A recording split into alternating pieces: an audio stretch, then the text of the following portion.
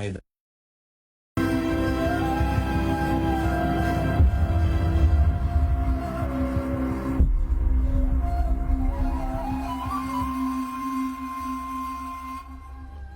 Aklımdaki sorular Ramazan programımızdan herkese hayırlı geceler sevgili izleyenler. Hayırlı Ramazanlar diliyoruz.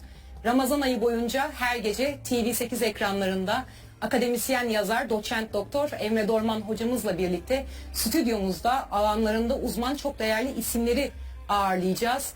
Hem bu güzel ayın atmosferini, iklimini hep birlikte soluyacağız, hem de gönül ve zihin dünyamızı zenginleştirecek konulara değineceğiz. Bu gece de stüdyomuzda 19 Mayıs Üniversitesi İlahiyat Fakültesi Tefsir Anabilim Dalı öğretim üyesi Profesör Doktor Mehmet Okuyan hocamız bizlerle birlikte olacak.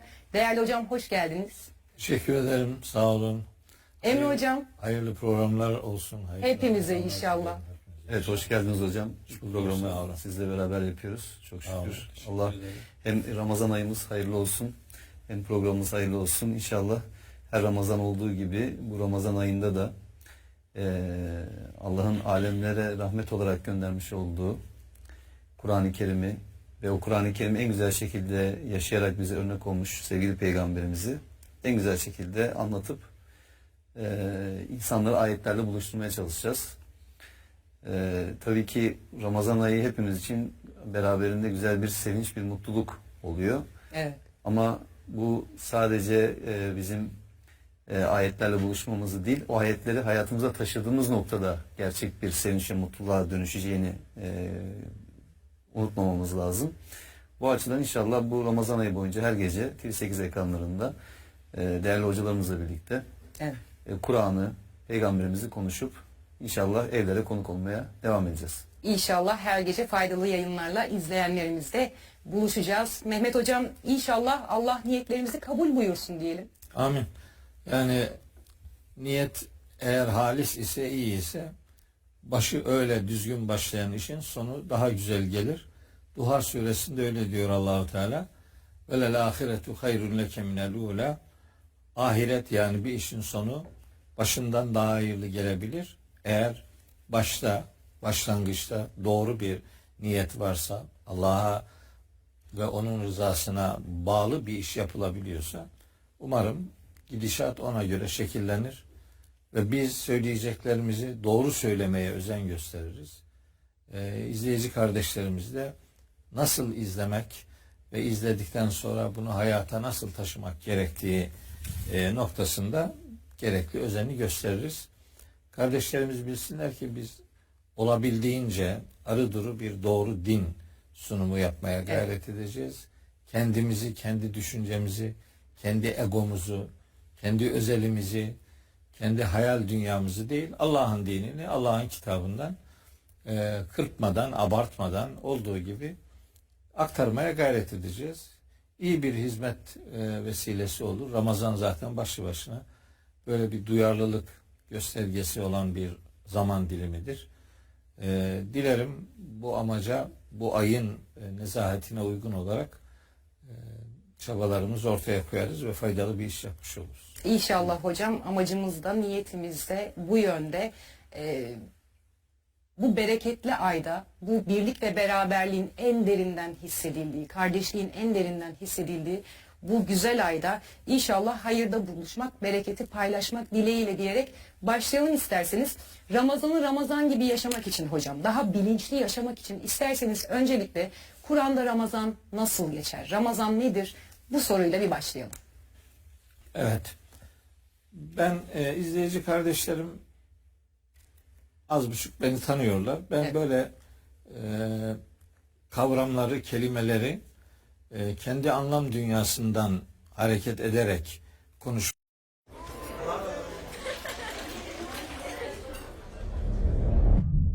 This is how we make time stand still. Optimal belief. Konuşmaya özen gösteririm. Yani bir kavram konuşulacaksa ona dair kelimenin kendi öz anlamı her neyse oradan yürüyerek bir mesafe kat edilmesi gerektiğini düşünürüm. O itibarla Ramazan ayı, işte hem Ramazan kelimesi hem Türkçe'de ay anlamını verdiğimiz şehir kelimesi kıymetli kelimeler. Evet. Esasında böyle insandan onun günahlarının sıyrılıp çıkmasını sağlayan, hani güneşte kar nasıl dayanmaz erir giderse ya da bahar yağmurları nasıl bir temizleyici unsur meydana getiriyorsa, Ramazan ayı da insanda aslında böyle kirlerden arınmayı, onlardan temizlenmeyi, daha berrak, daha net, daha güneşin sıcağının altında insanın dirençle ayakta durmayı başarabildiği bir fedakarlığı sembolize eden kelimedir bu Ramazan kelimesi. Tabii şunu ifade edeyim, Ramazan Kur'an'la birlikte gündeme gelmiş bir kelime değildir. Ramazan Kur'an'dan önce de Arap toplumunda bilinen bir kelimeydi. Evet. O kelimenin içerisinde Allahü Teala Ramazan orucunu da içerecek şekilde bizim biraz daha duyarlı olmamızı, biraz daha hassasiyet göstermemizi, biraz daha sabırlı, dirençli, dayanıklı bir duruş ortaya koymamızı istercesine Kur'an'ı anlamı böyle olan bir kelimenin ayında bize indirmiştir. Yani Ramazan ayında indirilmesi bizim günahlardan arınmamızı, mukavemetli olmamızı, biraz daha direnç sahibi olmamızı gerektirecek bir özelliği gündemimize taşır ve ay anlamını verdiğimiz o şehir kelimesi de aslında şöhretle alakalı bir kelimedir. Hem Türkçemize ay diye tercüme edilir ama daha çok şehre böyle şöhretlilik anlamında bir mana derinliğine sahiptir. Yani sizin bu aydaki şöhretiniz aslında bu aya kıymetini veren asıl değer her neyse o değere olan yatırımınızla doğru orantılı olacaktır. Kelimenin anlam kazandığı en kıymetli gönderme Bakara suresinin 185. ayetinde kendini gösterir. Tabi kardeşlerimiz mutlaka Ramazan ayı münasebetiyle duymuşlardır ki oruç ayı Bakara suresinin oruç ibadeti Bakara suresinin 183, 184, 185, 186 ve 187. ayetlerinde ele alınır. Evet. Kur'an'da çok nadirdir böyle bir konu bir yerde başlayıp bitirilir. Bu çok yaygın görülen bir Kur'an üslubu değildir ama oruçla ilgili böyledir. Yani oruçla ilgili diğer ayetlerde bu ibadette özel detaylar verilmez. Burada verilir. Evet. Ve bu detayların verildiği Bakara suresi 185. ayet baştan beri anlatmaya gayret ettiğim asıl hedefe niye çok dikkat çektiğimizi de bize öğretir. Ayet şöyledir. Bakara 185 der ki orada Allah-u Teala Şehru Ramazan, Ramazan ayı şöyle bir aydır. Ellezî unzile fîhil Kur'an. Onda Kur'an indirilmeye başlanmıştır. O zaman anlaşılıyor ki Ramazan'daki şöhret aslında Kur'an'la iletişime bağlıdır. Çünkü o ayette Kur'an indirilmeye başlandığı için Ramazan kıymetli bir zaman dilimi olarak anlatılır. Ramazan kıymetlidir çünkü içinde Kadir Gecesi vardır. Evet. Kadir Gecesi kıymetlidir çünkü o gecede Kur'an indirilmeye başlanmıştır. O zaman anlaşılıyor ki bizim Ramazan'daki şöhretimiz, Ramazan'daki anılmamız bizi Ramazan'la özdeşleştirecek olan şey o zaman dilimine yani Ramazan ayına kıymetini veren asıl unsurla yakın diyalogumuzu ortaya koymamızdır ki bu ayda indirilen Kur'an-ı Kerim'le sıcak diyalog kurmamız isteniyor demektir. Şöhretimiz buradan gelecek yani. Evet. Kur'an'la ilgili de çok nefis birkaç tane indiriliş amacına dikkat çekilir. Bunları söyleyip toparlayacağım. Nedir Kur'an'ın özelliği? Bir, hüden linnâsi, insanlara yol gösterecektir. İsra suresinin 9. ayetinde insanları tek doğru yola ileten şeyin Kur'an olduğunu Allah söyler. İnne hazel Kur'ane yehdi lilletihi akvam. Bu Kur'an tek doğru yola, en doğru yola diye tercüme edilir. Bu doğru değil. Tek doğru. Tek doğru yola. Kur'an tek doğru yolu gösteren kitaptır. Belki sırf bunun içindir ki Hazreti Peygamber de Kur'an'ı tanıtan bir ifadesinde diyor ki ve men ibtega el huda fi gayrihi adallahullahu. Kim hidayet rehberliğini Kur'an'ın dışında bir yerde ararsa Allah onu saptırır diye. Niye Peygamberimiz bu sözü söylemişti? İşte bu ayetten dolayı. Hüden linnâsi. Kur'an insanlar için rehberlik oluşturur. Eğer doğru bir yol izlemek istiyorsanız rehberiniz Allah'ın kitabıdır. Ramazan ayı ile ilgili olan bu ayda oruç tutmamızı bir teşekkür ibadeti olarak ortaya koymamızı gerekçelendiren Kur'an'ın misyonu bu ayette önce insanlara rehberlik yapmak diye belirlenir. Sonra ve beyinatin minel huda vel furkan. Yani bu yol göstericilikle alakalı açık belgeler sunar. Yani öyle muğlak, kapalı, zor, anlaşılmayan değil. Beyinat dediği şey apaçık şeyler. Evet. Okuduğunuz zaman anlarsınız bunu ve bu öyle bir kıymetli katkıdır ki insana Kur'an'la irtibatını sıkı tutanlara. Vel Furkan, bu kitapta Furkan dediğimiz esaslar vardır. Yani doğruyu yanlıştan ayırt eden esaslar vardır. Öyleyse bizim bu ayda şöhretimiz Ramazan'a özel iftar sofraları, iftar menüsü üzerinden bir sunum yapmak değildir. Şöhretimiz Kur'an'la irtibatımızı nasıl sağlayabileceksek işte bu ayın hikmetine, bu ayın kıymetine, bu ayın Kur'an'la olan iletişimimizi şekillendirecek olan misyonuna uygun bir hareket ancak Kur'an'la ve Kur'an'ın anlamını hayata taşımayla elde edilebilecektir. Oruç ibadeti de bu kadar büyük bir nimet madem bize bahşedilmiştir Kur'an olarak, biz kendi başımıza düşünsek buna nasıl teşekkür edeceğimizi bulamazdık. Emre hocamın ifade ettiği başta insanlara rahmetin tecellisi olarak gönderilen kitap ve onun uygulayıcısı olan Hazreti Peygamber'in rahmet ve merhametle ilişkilendirilmesinin amacı da nihayetinde bu kitabın insanlara yol gösterici olması ve insanların bu ayda o kitapla diyaloglarını sıkı tutmaları gerekçesine bağlanır. Bunun ötesinde meseleyi madde planına alıp işte gıda ile iftar menülerine, sahur menülerine değil, bedeni biraz geri çekip ruhu öne alarak şöhreti yemekle değil, ruhun gıdası anlamında Kur'an'la elde etmeye gayret edersek Ramazan ayına ve oruç ibadetine dair böyle giriş mahiyetinde bir sunum herhalde kardeşlerimiz için faydalı olur diye düşünüyorum. Bence çok da faydalı olmuştur hocam. İzleyenlerimize de şunu da hatırlatalım. Sevgili izleyenler, eğer Kur'anlarınızı bizi dinlerken elinizin altında tutarsanız hocalarımızın vermiş olduğu tüm bilgileri de ayet sayılarını söyledikten sonra teyit edebilirsiniz. Çok da güzel olur. Bunu da hatırlatmış olalım. Emre hocam peki. Ben birkaç şey ekleyeyim. Buyurun. Mehmet hocama çok güzel Buyurun. bir giriş yaptı. Ağzına gönlüne sağlık. Biz arada hani hep şeyi söylüyoruz. İnsanların böyle özel günleri, özel anları var. İşte evlilik yıl dönümü oluyor ya da doğum günü oluyor ya da işte bir balayı oluyor falan Evet. böyle.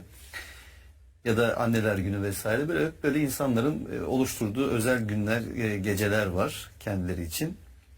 Düşününce aslında bir Müslüman için en özel gün ve gece ne olsa gerek diye düşününce herhalde o en özel ay Ramazan ayı. Evet. En özel gece de Kur'an'ın indirilmeye başlandığı Kadir Gecesi. Bu kutlu gece çünkü Allah'ın gerçekten insan üzerindeki en büyük nimeti nedir diye sorsak, hani bizi yaratmış eller, ayaklar, gözler, çeşitli nimetlerle lütuflandırmış ama herhalde en büyük nimet iman olsa gerek ve o imanı temellendirecek ve taşlandıracak ve o imanı yol gösterecek, o imanı ayaklarını yere sağlam bastıracak kılavuzumuz da Kur'an-ı Kerim. Evet. Bu açıdan düşündüğümüzde hani Ramazan ayının ve beraberinde Mehmet hocamın dediği gibi Kur'an'ın indirilmeye başlanmasının bir teşekkürü olarak yerine getirmeye çalıştığımız oruç ibadeti çok daha fazla anlam kazanıyor. Yani oruç böyle sadece aç ve susuz kalmaktan ibaret bir şeymiş gibi olmaktan çıkıyor. Ya da birçok belki bazı insanların zihnindeki böyle yani Allah eziyet mi ediyor bize aşağı, niye bizi aç ve susuz bırakıyor gibi bir düşünce olmaktan çıkıyor. İnsanın böyle onurla, şerefle, gururla, ufak da olsa Rabbimin bunca nimeti ve imkanı karşısında yani çok ufacık bir şey belki ama bunu nasıl hakkını vererek yerine getirebilirim?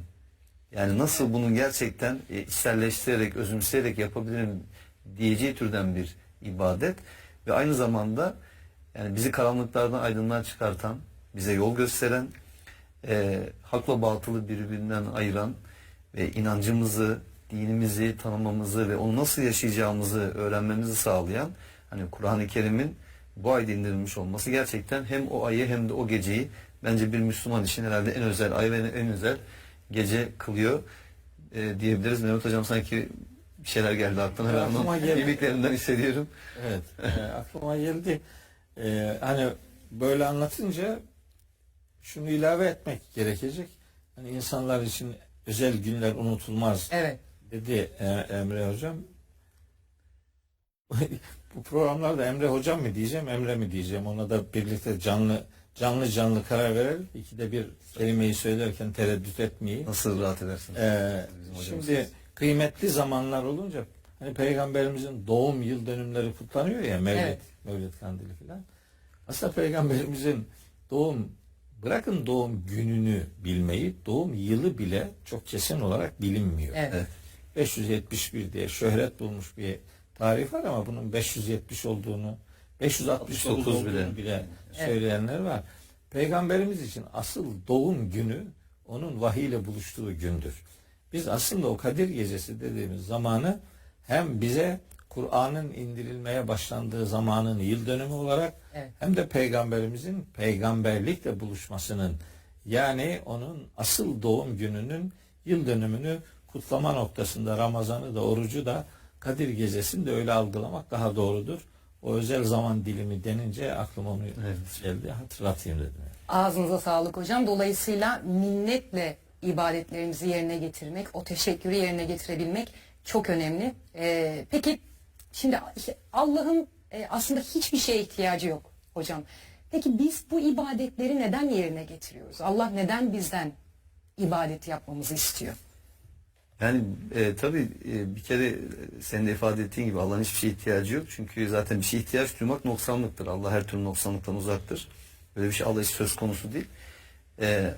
Ama demek ki Allah rahmetinin bir gereği olarak kullarından bir şey istiyorsa o şeye kullar ihtiyaç duyduğu için istiyordur. Bu açıdan, bu pencereden bakmak lazım. Bir de genelde insanlar hani Allah'a ibadet etmeyi, işte namaz olur, oruç olur, diğer ibadetleri sanki böyle bir zorunluluk gibi, bir mecburiyet gibi değerlendiriyorlar, görüyorlar. Doğrudur, tabii ki dinin gereklilikleri içerisindedir ama Allah kimseye zorlama ibadet etme noktasında. Yani kimseye zorla kendini ibadet ettirmiyor. Ama şu var, bence şu açıdan düşünmek lazım. Düşünsenize, siz sadece sizi yaratan değil, yerleri gökleri, tüm alemleri yaratan Allah'a ibadet edebilmekle şereflendiriliyorsunuz. Ya. Yani o sizi hiç muhatap da almayabilirdi. Evet. Yani siz kendinizce bir takım ritüellerle ona olan işte inancınızı belki ifade etmeye çalışırdınız ama Allah bunu kabul etmeyebilirdi. Allah hem bunu kabul ediyor bizden ve aynı zamanda bunu nasıl yapacağımızı, hangi şekilde ona yöneleceğimizi de bize öğretiyor. Evet. Bu çok büyük bir lütuf, biliyor musunuz? Yani bu açıdan düşündüğünüzde insanın yani Rabbine kulluk etmekten, bak çok güzel ayet hatırlatıyor. Yani beni yaratana ne diye kulluk etmeyecekmişim ben. Yani Allah'a kulluk etmekle insan yüceliyor aslında. Şerefli bir hale geliyor. Dolayısıyla bu ibadetleri Allah'ın istemesi tabii birçok nedeni var. Bunlar mesela bir kere Allah'la bağımızı kuruyor ibadetler. Yani mesela şu anda biz Ramazan ayında işte oruç tuttuğumuz zaman aslında bu rızıkları bize veren Allah olduğunu mesela bize hatırlatıyor. Öte taraftan o rızıkları helal ve temiz bir şekilde kullanmamız gerektiğini de bize öğretiyor. Diğer taraftan baktığımızda Allah içinde bulunduğumuz bu imtihan dünyasının bir gereği olarak rızıkta insanları derecelendiriyor. Bazısına fazla, bazısına az veriyor. Neden? Çünkü insanları da birbiriyle sınıyor Allah. Yani rızıkta fazla verilenler bakalım az verilenlerle bunları paylaşıp eşit hale gelecekler mi? Bakın çok büyük bir imtihan oluşuyor burada beraberinde. Öte taraftan dedik yani Kur'an'ın vahyedilmesi, oruç ibadetin özelini düşündüğümüz zaman Kur'an'ın vahyedilmesinin bir şükrü, bir teşekkürü gibi ifadelendiriyoruz. Bence zaten bütün ibadetlerde en önce şunu düşünmemiz lazım. Yani kulluk beraberinde ibadet, beraberinde de işte namaz, oruç, hac, zekat gibi diğer ibadetler, Allah'ı anmak, Kur'an'ı okumak ayrı bir ibadet. Allah yolunda yapılan salih ameller, bunların hepsi bir ibadet. Yani Kur'an-ı Kerim aslında baştan sona bize söylediği Bizi yönlendirdiği her şey bir ibadet. Dolayısıyla ibadet ve kulluk birbirinden ayrılmaz bir bütün. Yani kulluğun hakkını verebilmenin bir göstergesi aslında. Evet. Bir de şöyle düşünmek lazım. Dini de biz genelde birçok insan çok teknik bir şey olarak görüyor. Yani işte fıkıh daha çok tabii burada belirleyici oluyor. Ne helaldir ne haramdır. Hangi ibadeti hangi şekilde nasıl yapmamız gerekir? Neyi yaparsam eksik olur, neyi yaparsam fazla olur gibi hep böyle bir teknik şey üzerinden değerlendiriyoruz. Tabii ki şekilsel olarak veya teknik bir takım şeyler de kendi içerisinde gerektir. Abdesti nasıl alacağınız veya namazı nasıl kılacağınız gibi şeyler. Ama bizim bütün bunların ötesinde önce neyi yapmamız, neyden kaçınmamız gerektiğinden de önce şunu bir anlamamız lazım. Bunları neden yapıyoruz veya neden yapmalıyız? Dolayısıyla önce Allah'la doğru, sağlıklı, güvene dayalı bir ilişkinin oluşması, tesis edilmesi gerekiyor. Bütün ibadetlerden önce. Yani bence önce bir kulluğumuzu gerçek anlamda gözden geçirelim. Yani biz kul olarak Allah'a inandığını söyleyen, Allah'a kul olduğunu söyleyen insanlar olarak gerçekten ciddi miyiz? Hani Mehmet Hocam bazen soruyor ya, hani ciddi misin diye, yani Kur'an'ı iman ettiğini söylüyorsun ama ciddi misin diye. Gerçekten ciddi miyiz? Şu anlamda ciddiyiz. Bu öyle bir konu ki, Allah'a kulluk ve beraberinde ibadet öyle bir konu ki, yani bizim gündelik hayatın içerisindeki böyle sıradan konulardan bir konu değil. Hani olsa da olur, olmasa da olur, biraz olsa olur, biraz olmasa olur gibi bir konu değil. Yani düşünün ki mesela şimdi siz bana soruyorsunuz, diyorsunuz ki hangi takımı tutuyorsun? Ben de diyorum ki kenarından, yani ben işte Fenerbahçeliyim, Mehmet Hocam da Trabzonsporlu. Ama hani Mehmet Hocam sıkı Trabzonsporlu ama ben yani Fenerbahçe ile ilgili çok bir şey bilmiyorum. Mesela işte takımda kim oynar, kim oynamaz. Dolayısıyla bugün işte ligde kaçıncı sıradadır dedi. Mesela bu bilgilere sahip değilim. Allah kulluk böyle bir şey değil. Yani sıradan gündelik bir konu değil. Yani biraz inanıyorum, biraz inanmıyorum gibi bir konu değil. Allah'a kulluk, Allah'ın varlığı ve Allah'a kulluk bu hayatın en önemli konusu. Evet. Dolayısıyla ona yapılacak ibadet de insan için, inanan bir insan için hayatının odağını teşkil etmesi gereken, merkezini teşkil etmesi gereken en değerli konu. Şimdi olaya böyle yaklaştığı zaman bir insan, ibadetler onun için hani bir an önce diyelim vakte dayalı ibadetse vakti gelsin de yapayım diye böyle şekle yaklaşacağı bir konuya dönüşür. Yapayım da aradan çıksın, hani o görevi aradan çıkarmış olayım. Bakın bazen mesela şöyle söylüyoruz farkında olmadan. Ya işte şu namazı kılayım da bir rahat edeyim. Evet. Hani halbuki rahat ettirecek şey namazın kendisi. Bizi kötülükten alıkoyacak olan şey namazın kendisi veya bizim o ruhsal, bedensel dinginliğimizi sağlayacak, o doğumumuzu her defasında tekrardan doğumumuzu sağlayacak, ruhumuzun o gözeneklerini açacak, vücudumuzdaki o atık maddelerden bizi kurtaracak, zihnimizi, kalbimizi arındıracak, temizleyecek şeyler ibadetler. Evet. Yani bu açıdan düşündüğümüzde bir insan zaten böyle bir soruyu sormaz bile. Hani Allah neden ibadet etmemizi istiyor? Ama işte bunu sormaması için ibadetin ne olduğunu, Allah'ın nasıl bir varlık olduğunu, Allah'ın üzerimizdeki hakkını ve gerçekten içselleştirerek o ibadetleri yerine getirdiğimizde onun bize kazandırdıklarını, onun bize getirdiklerini kavrayabilirse bir insan zaten böyle bir soru oluşmayacak. Yani belki şu oluşabilir. Yani Allah o kadar büyük ki, o kadar kudretli ki, iyi ki bu ibadetleri lütfetmiş de ben de bu ibadetlerle ona olan kulluğumu, teslimiyetimi ifade edebiliyorum. Aramdaki bağı güçlendirebiliyorum, ona yönelebiliyorum. Hatalarımla, noksanlıklarımla, günahlarımla ona tövbe edebiliyorum. İyi ki Allah tövbeyi nasip etmiş. İyi ki Allah dualarımıza karşılık veren. İyi ki ben dua ettiğim zaman Allah beni duyuyor. Kendim ifade etmeme bile gerek yok. Bazen Allah beni benden daha iyi biliyor. Bazen böyle boğazıma düğümleniyor, bir şeyler ifade edemiyorum ama biliyorum ki Rabbim beni biliyor. Çünkü o bana şah damarından daha yakın. Yani Allah'la böyle bir bağ kurmak gerekiyor ki Evet. bütün bu ibadetlerin de anlamı ve önemi idrak edilebilsin ve daha iyi anlaşılabilsin. Daha içten yaşanabilsin. Yaşanabilsin. Şimdi Ramazan değerini Kadir Gecesi'nden, Kadir Gecesi de değerini Kur'an'dan alıyor dedik. Kur'an'la daha sıkı olmamız gereken bir ay dedik bu ay için. Kur'an ayı dedik Ramazan ayı için. Peki Kur'an okumakta ibadettir diyebilir miyiz hocam? Ya da arkasından da şu soru gelsin. Kur'an'ı nasıl okumak gerekir? Yani tam da bu aya uygun bir soru. Nihayetinde aslında ay boyu mesela bu soruyu doğru anlama ve sorunun gereğini yerine getirme noktasında bir çaba ortaya konulursa bu ayın kıymeti idrak edilecek demektir. Şimdi ibadeti Emre anlatınca, yani Allah'ın ibadete ne ihtiyacı var ki, ne gerek var yani bunun? Allah böyle parçalardan oluşan ve bazı şeylerle sonradan tamamlanan bir kudretin adı değil yani. Allah'ta bir eksiklik yok. O bir şeylerle, yani yarısı yok, çeyreği yok, onda biri, yüzde biri, binde biri yok ki onlar tamamlanmış olsun. As-Samet, Allah'ın Samet sıfatı onun yaratıklara hiçbir şekilde muhtaç olmadığını ifade eden bir sıfattır. İhlas suresinde okuduğumuz haliyle. Bir de Teâbun suresinde bir ifade var. Vestagnallah diye bir cümle geçer. Allah müstagnidir. Yani bu müstagni kelimesi aslında eleştirilen bir kelimedir kullar için. Yani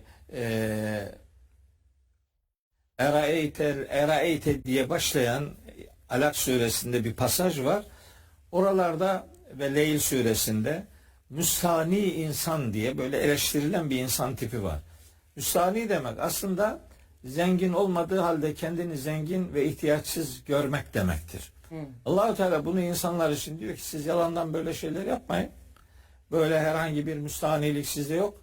Vallahul ganiyyü, zengin olan Allah'tır. Ve entumul fukara, siz hepiniz ona muhtaçsınız. Gerçekten hiçbir şeye muhtaç olmayan kudret sadece Allah-u Teala'dır. Evet. O da Teâbun suresinin 6. ayetinde geçiyor demin söylediğim cümle. Vestağnallah, müstahni olan Allah'tır. O zaman o hiçbir şeye muhtaç olmamasına rağmen niye ibadeti emrediyor?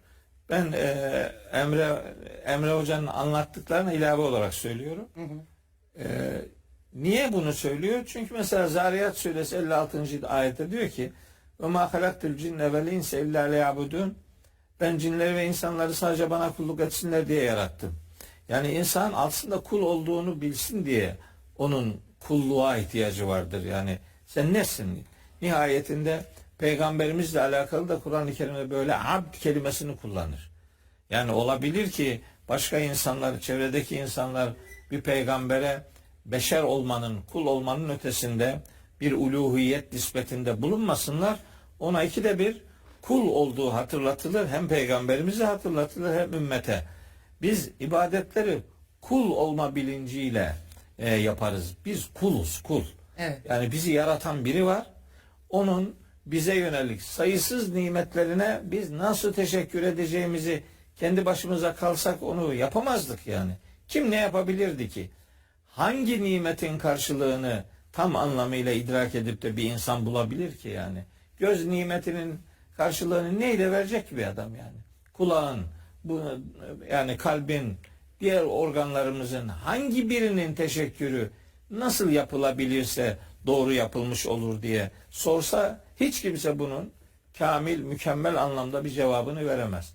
İşte burada Allah-u Teala insanoğluna bir çıkış yolu gösteriyor. Diyor ki yani benim sizden istediğim işte Kur'an'da saydığı, yapın dediği buyruklar ve yapmadın dediği, yapmayın dediği yasaklar. Bunları yapılması gerekenleri yapın, yapılmaması gerekenlerden de kaçının diyerek bizim nasıl bir kul olmamız lazım geldiğine dair bir ön açıcı, yol gösterici bir katkıda bulunuyor.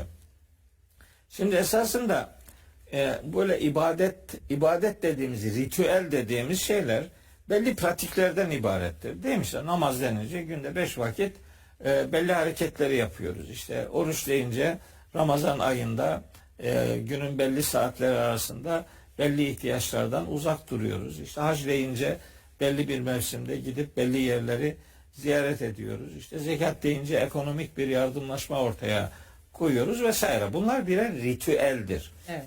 İbadet denen şeyin asıl amacı bir, yaratana nasıl teşekkür edeceğimizi ortaya koymaktır. Bir medyun-u şükran olursunuz. Bazen büyük bir iyiliğe karşı şaşırıp kalırsınız. Ne yapacağınızı bilemez hale gelirsiniz. Bu bizi o çıkmazdan kurtarmak için kıymetli bir yol açıcı unsurdur ibadet yapabilmek. İkincisi, ibadetlerin emredenine bir faydası yok. İbadetleri yapanlara faydası vardır. Kur'an-ı Kerim'de ibadet dediğimiz bu ritüellerin her biri kişinin kendisine ve yaşadığı topluma, canlı cansız çevreye karşı daha duyarlı olmasını sağlayacak ve daha huzurlu bir hayat yaşamasını temin edecek sonuçları vardır. İbadetlerin yapana ve çevredekilere yönelik sonuçları olduğu için biz daha huzurlu ibadet ederiz. Daha bize dönen tarafları vardır bunun. Biz daha mutlu bir hayat yaşayacağız. Başkalarının daha mutlu olmasına dair bir çaba ortaya koyacağız ve böylece ibadetlerin yapıldığı ortamlarda mutluluk katsayısı artacak. Daha huzurlu insanlar olacağız. Zekatın verildiği bir toplumu hayal edin. Ve insanlar kimsesizlik ve çaresizlik içerisinde olmadıklarını anlayacaklar. Bana sahip çıkılacaktır diyecek. Bu büyük bir mutluluk, büyük bir huzur, büyük bir sükun vesilesidir. Bu ikisinin ötesinde ayrıca bir şey daha söyleyeyim. İbadetin asıl anlamı ubudiyete dönüşmesidir. Yani belli ritüelleri yaptığınız zaman bunlar o ritüelleri yaptığınız zamanla sınırlı kalmamalıdır. Bunlar size bir hayat biçimi olarak hayatınıza taşınmalıdır. Böylece ubudiyet bilinciyle, kulluk bilinciyle hayatınızı daima doğru değerlerle yaşamanın eğitimini almış olursunuz. Ramazan bu anlamda tam bir eğitim zamanıdır. Burada öğrenirsiniz.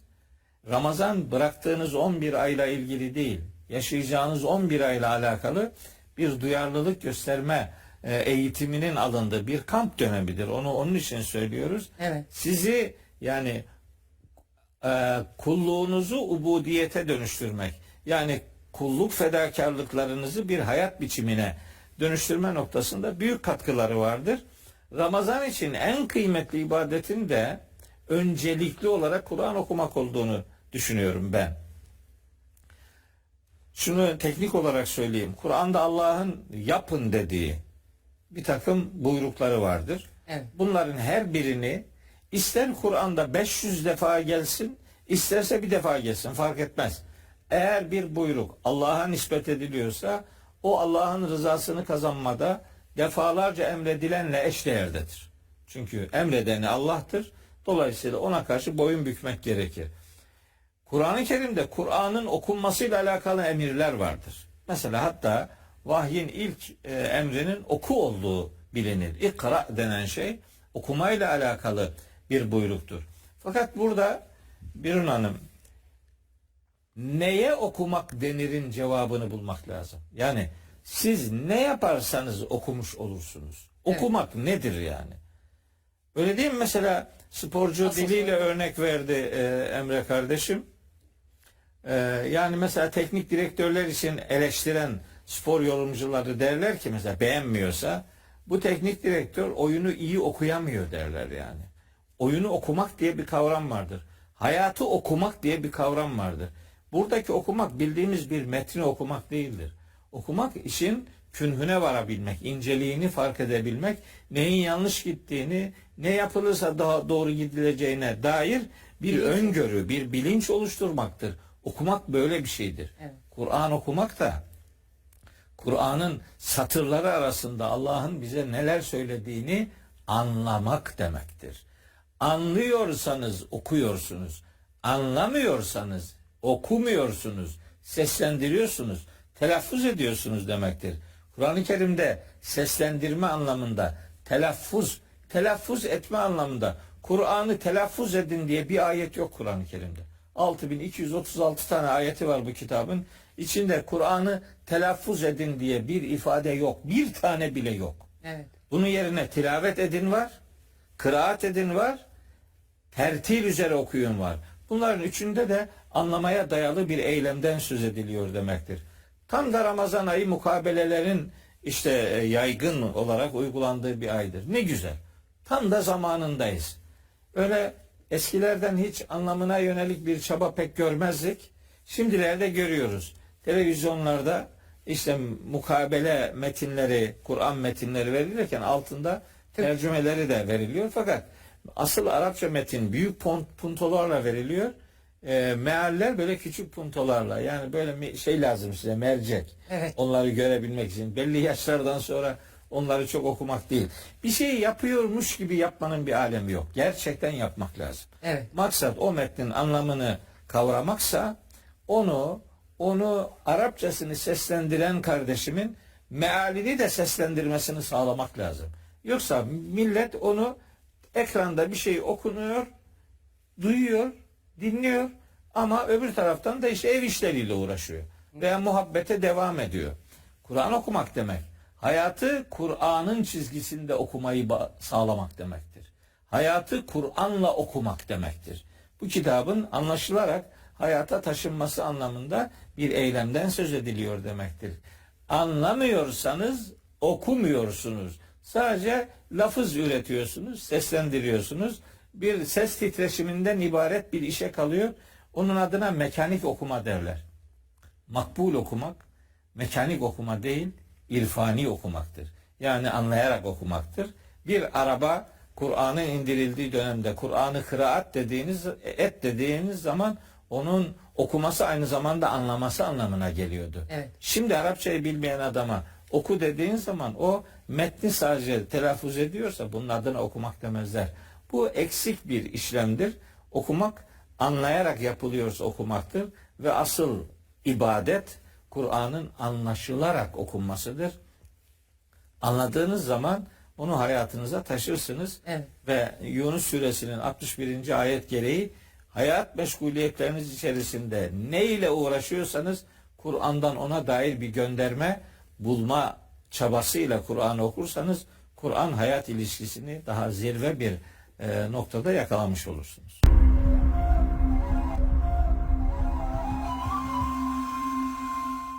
Hocam bu 20. yüzyıl düşünürlerinden Muhammed Gazali çok güzel bir tespiti var. Diyor ki dünyanın her yerinde insanlar bir şey öğrenmek için okurlar. Müslümanlar ise Kur'an'ı sadece okumak için öğrenirler. Evet, korkunç. Yani aslında bizde şey vurgusu var. Hani tabii ki Kur'an-ı Kerim'in güzel sesle okunmasına hiçbirimiz karşı değiliz yani. Bunu en çok dinleyenlerden biri benimdir muhtemelen. Bununla ilgili bir problemimiz yok. Kur'an'ın Arapça olmasıyla ilgili de kimsenin bir problemi yok. Evet. Ama yani bu kitabın insanlığa bir mesajı var. Bu kitabın insanlığa bir sözü var. Allah'ın insanlığa bir hitabı var. Dolayısıyla bunun ne anlama geldiğiyle buluşmak burada esas olan şey. Bir de mesela şey de çok ilginç. İnsanların bakış açısına baktığımızda birçok insanda bir hoca Kur'an'ı ne kadar güzel sesle okuyorsa çok derin alim olduğunu düşünüyor onu. Yani Kur'an'ı da en iyi onun anladığını falan düşünüyor. Emin olun birçok kişi gerçekten okuduğu Kur'an'dan haberdar değil. Çünkü hayatını, Kur'an'ı güzel sesle okumaya adamış. Kur'an'ın anlamını adamamış. Hani işte Mehmet Hocam bazen söylüyor yani Kur'an'ın hafızı olmuş ama muhafızı olmamış. Yani önemli olan tabii ki hafızlık çok değerli bir şey. Mehmet Hocam da bir hafız ama önemli olan aynı zamanda muhafızı olabilmek. Yani ve o ayetleri hem önce kendisinin en güzel şekilde anlayabilmesi ve insanlarla da paylaşabilmesi. Ben mesela bazen camilerde de denk geliyorum. YouTube'da da bazen böyle güzel Kur'an okuyan hocalar mesela dikkat ediyorum. Allah razı olsun güzel bir şey yapıyorlar. Okuyorlar. Sonra da Türkçe anlamını, mealini insanlarla, cemaatle oradakilerle paylaşıyorlar. Yani bu ayet, şu ayetleri okuduk ve bu ayetlerde Rabbimiz şunları söylüyor diye. Yani Kur'an anlamıyla buluşmaktan kimse bir şey kaybetmez ama çok şey kazanır. Tabii. O yüzden hani bu kitabın insanlığa bir sözü var ve Allah'ın insanlığa son hitabı bu. Başka bir kitap gelmeyecek, başka bir Nebi Resul de gelmeyecek. O zaman bu kitabın anlamıyla buluşmak burada esas olan şey ki dinimizin ne olduğunu, ne olmadığını öğrenebilelim. Ve doğru ile yanlış arasında ayrım yapabilelim. Yani bugün mesela din konusunda bir şey iddia edildiği zaman bir insan eğer ki Kur'an'ın anlamını da biliyorsa en başta şu soruyu sorar. Yani sen bir şey iddia ediyorsun ama bu iddia ettiğin şey Kur'an'da yok. Neye dayanarak bunu iddia ediyorsun diyebilir bir insan. Ama Kur'an'ın anlamını bilmiyorsa karşısındaki insan iyi niyetliyse de hata yapabilir. Kötü niyetliyse zaten fecaat. Yani onun şeyi yok. Tartışması yok artık. Mesela Mehmet Hocam yine seslendirmeyle ilgili bahsetti. Kur'an okuyan uygulaması ücretsiz olarak indirilebiliyor. Buradan hatırlatalım. Mehmet Hoca'nın Kur'an'ı ve tefsirin tekrardan içinden okunma imkanı var. Aynı zamanda kendi sesiyle de Kur'an'ı seslendirdi. Evet. Ve birçok insan mesela bunu kullanabilir. Yoldayken kullanabilir, araba sürerken ama tabii hani bunu bir fon müziği olarak yapmaması lazım. Yani Türkçe olması o muamele yaptıktan sonra yine bir şey ifade etmez. Gerçekten ona odaklanması lazım yani o meale ve anlama.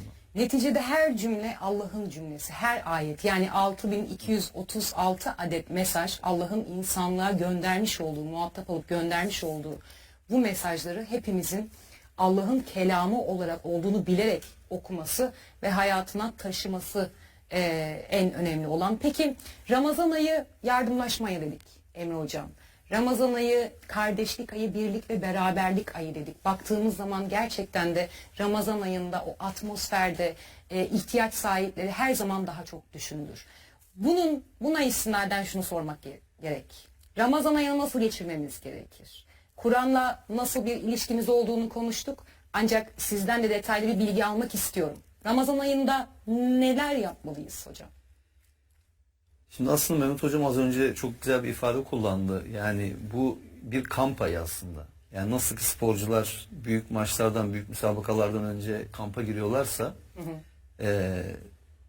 performanslarını artıracak şekilde işte yediklerine, içtiklerine dikkat ediyorlarsa, sporlarını ona göre yapıyorlarsa, mental olarak da zihinsel olarak da o müsabakalara hazırlanıyorlarsa aslında Ramazan ayı inananlar için bir kamp ayı.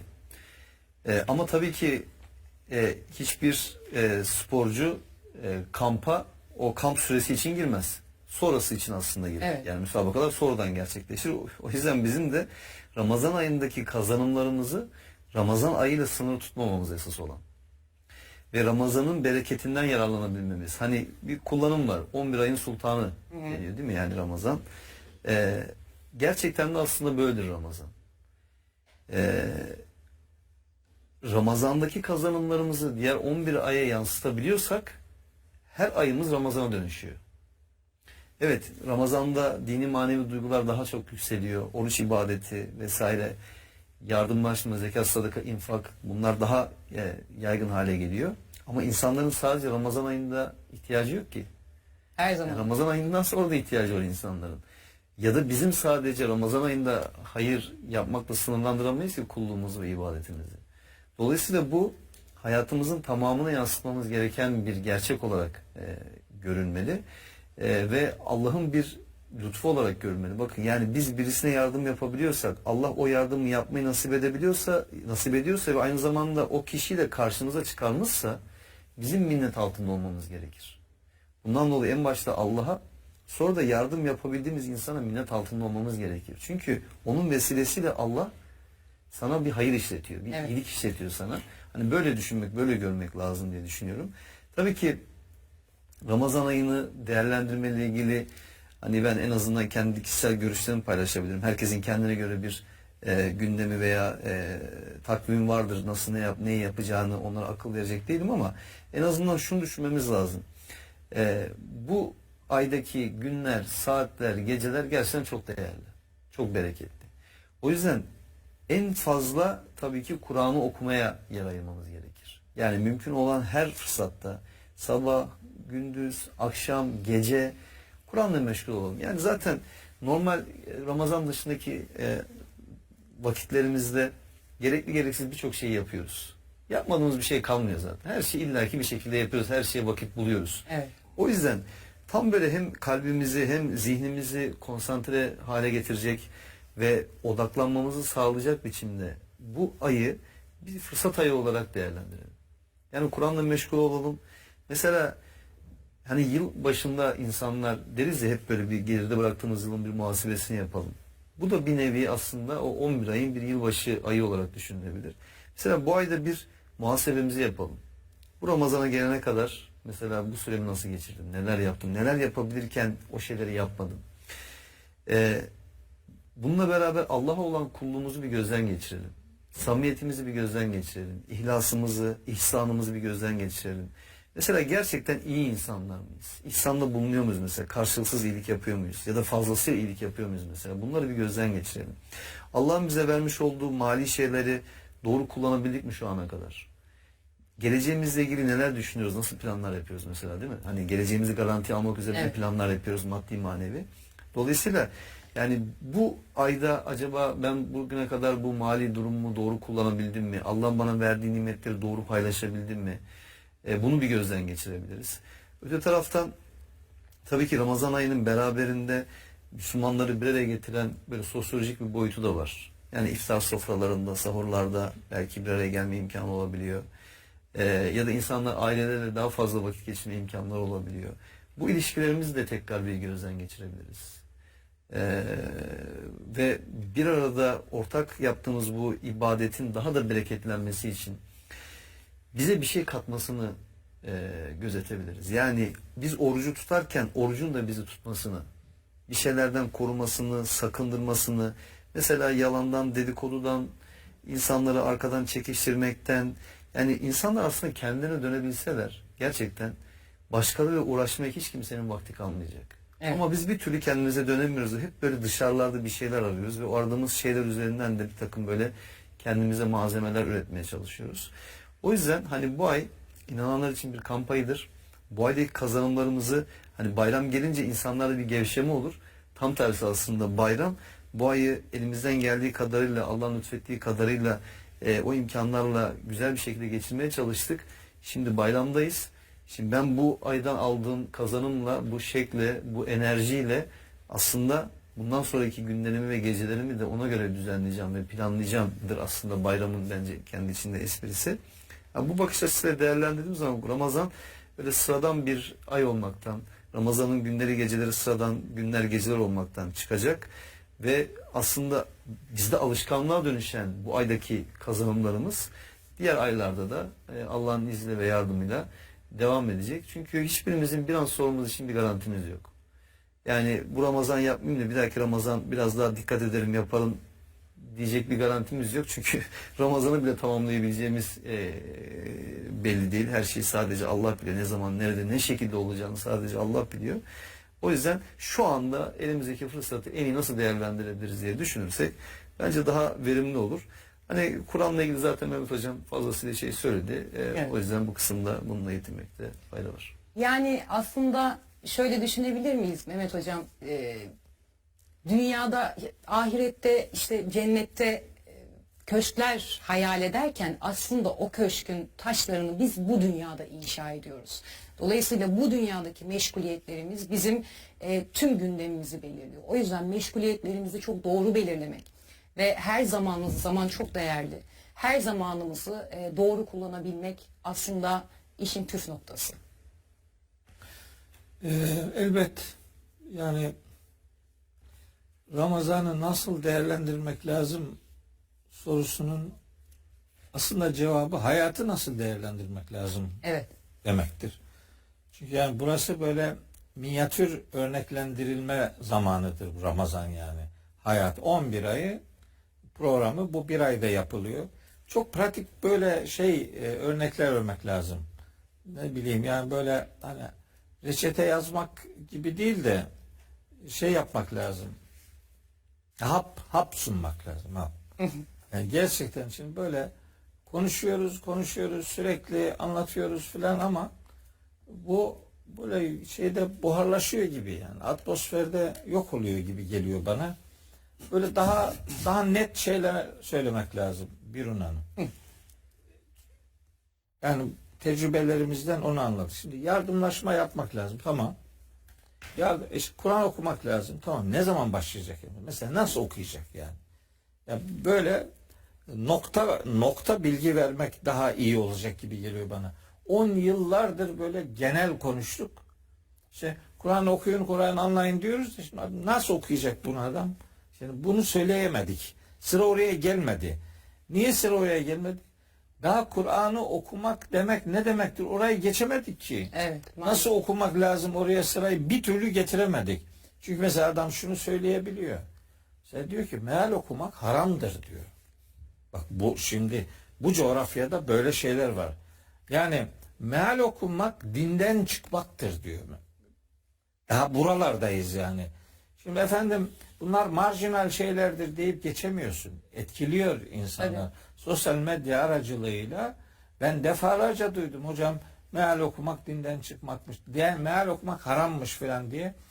Biz daha hani bu topluma haram kılma yetkisinin kimde olduğunu tam demek ki konuşamadık yani bu. Yani adam kendi başına bu haramdır diyebiliyor. Halbuki Kur'an-ı Kerim'de diyor ki Allah-u Teala kendi dillerinizin nitelendirmesiyle kafanıza estiği gibi şu helaldir, bu haramdır demeyin. Allah'a iftira edersiniz. Allah'a iftira edenler kurtulamazlar diye uyarıyor Nahl Suresi 116. ayette filan. Şeyi geçemedik, bazı şeyleri, aşamaları geçemediğimiz için böyle Hocam habire meal, hatta diyorlar ki meal okuyacaksanız hiç okumayın diyor mesela. Ya da daha da korkuncu. Yani bunun da ötesi var mı bilmiyorum. Henüz çıkmadı ama herhalde o da çıkar. Meal okursanız dinden çıkarsınız diyor. tabii, evet, öyle diyor. Ama bu haklı. Bunu diyen haklı. Bu hakkını yememek lazım. Meal okuyan adam onun dininden çıkar zaten. Onun din diye bildiği şeyden Onun çıkar. din diye bildiği şeyden zaten çıkar. Onun din olmadığını anlar. Ondan korktukları için meal okumayı aman aman böyle çok kötü bir şeymiş gibi lanse ediyorlar. Ben iki şeye dikkat çekmek istiyorum hani bu soru bağlamında. Nasıl okumak lazım? Söylüyorum. Bir akademisyen olarak yani hani şöyle temizinden 40 yılını Kur'an'ı anlamaya adamaya çalışan bir kardeşleri olarak söylüyorum. Böyle birden çok ya Arapça öğrenecek, buna imkan yok. Herkes nasıl yapsın bu işi? Evet. Tercümeler var. Karşılaştırmalı mealler alsınlar ellerine. Bir taneye teslim olmasın yani. Bir tane okuyunca ne oluyor? Okuduğun adam ne kadar anladıysa maksimum o kadar anlayacaksın yani. Başka ne yapacaksın ki? Bilmiyorsun çünkü. O zaman hazırlanış mantığı farklı olan alternatif mealler alsınlar ellerine. Böyle karşılaştırmalı okusunlar. Mümkünse önce Mekki sureleri okusunlar. Mekke dönemi sureleri. Yani mümkünse yani iniş sırası çok kesin değildir elbette ama mümkünse böyle okusunlar. Çünkü herkesin hayatında Mekke dönemi vardır. Sadece Peygamberimizin yaşadığı dönemde Mekke dönemi yok yani. Hepimizin hayatında Mekke dönemleri var, Medine dönemleri var. Evet. Önce Mekke surelerinde yavaş yavaş o kısa surelerden başlasınlar. Ne zaman okusunlar? Gece okusunlar, gece. Sahur vakitlerini sahurluk yeme planı olarak değerlendirmesinler. Sahur vakitlerini Kur'an'la buluşma zamanı olarak belirlesinler. Önce alsınlar ellerine bir küçük sure okusun yani 3 ayet, 5 ayet, 10 ayet küçük Mekki sureler. İlk sureler kısa surelerdir. Seherde başlasınlar. Sahurda başlasınlar.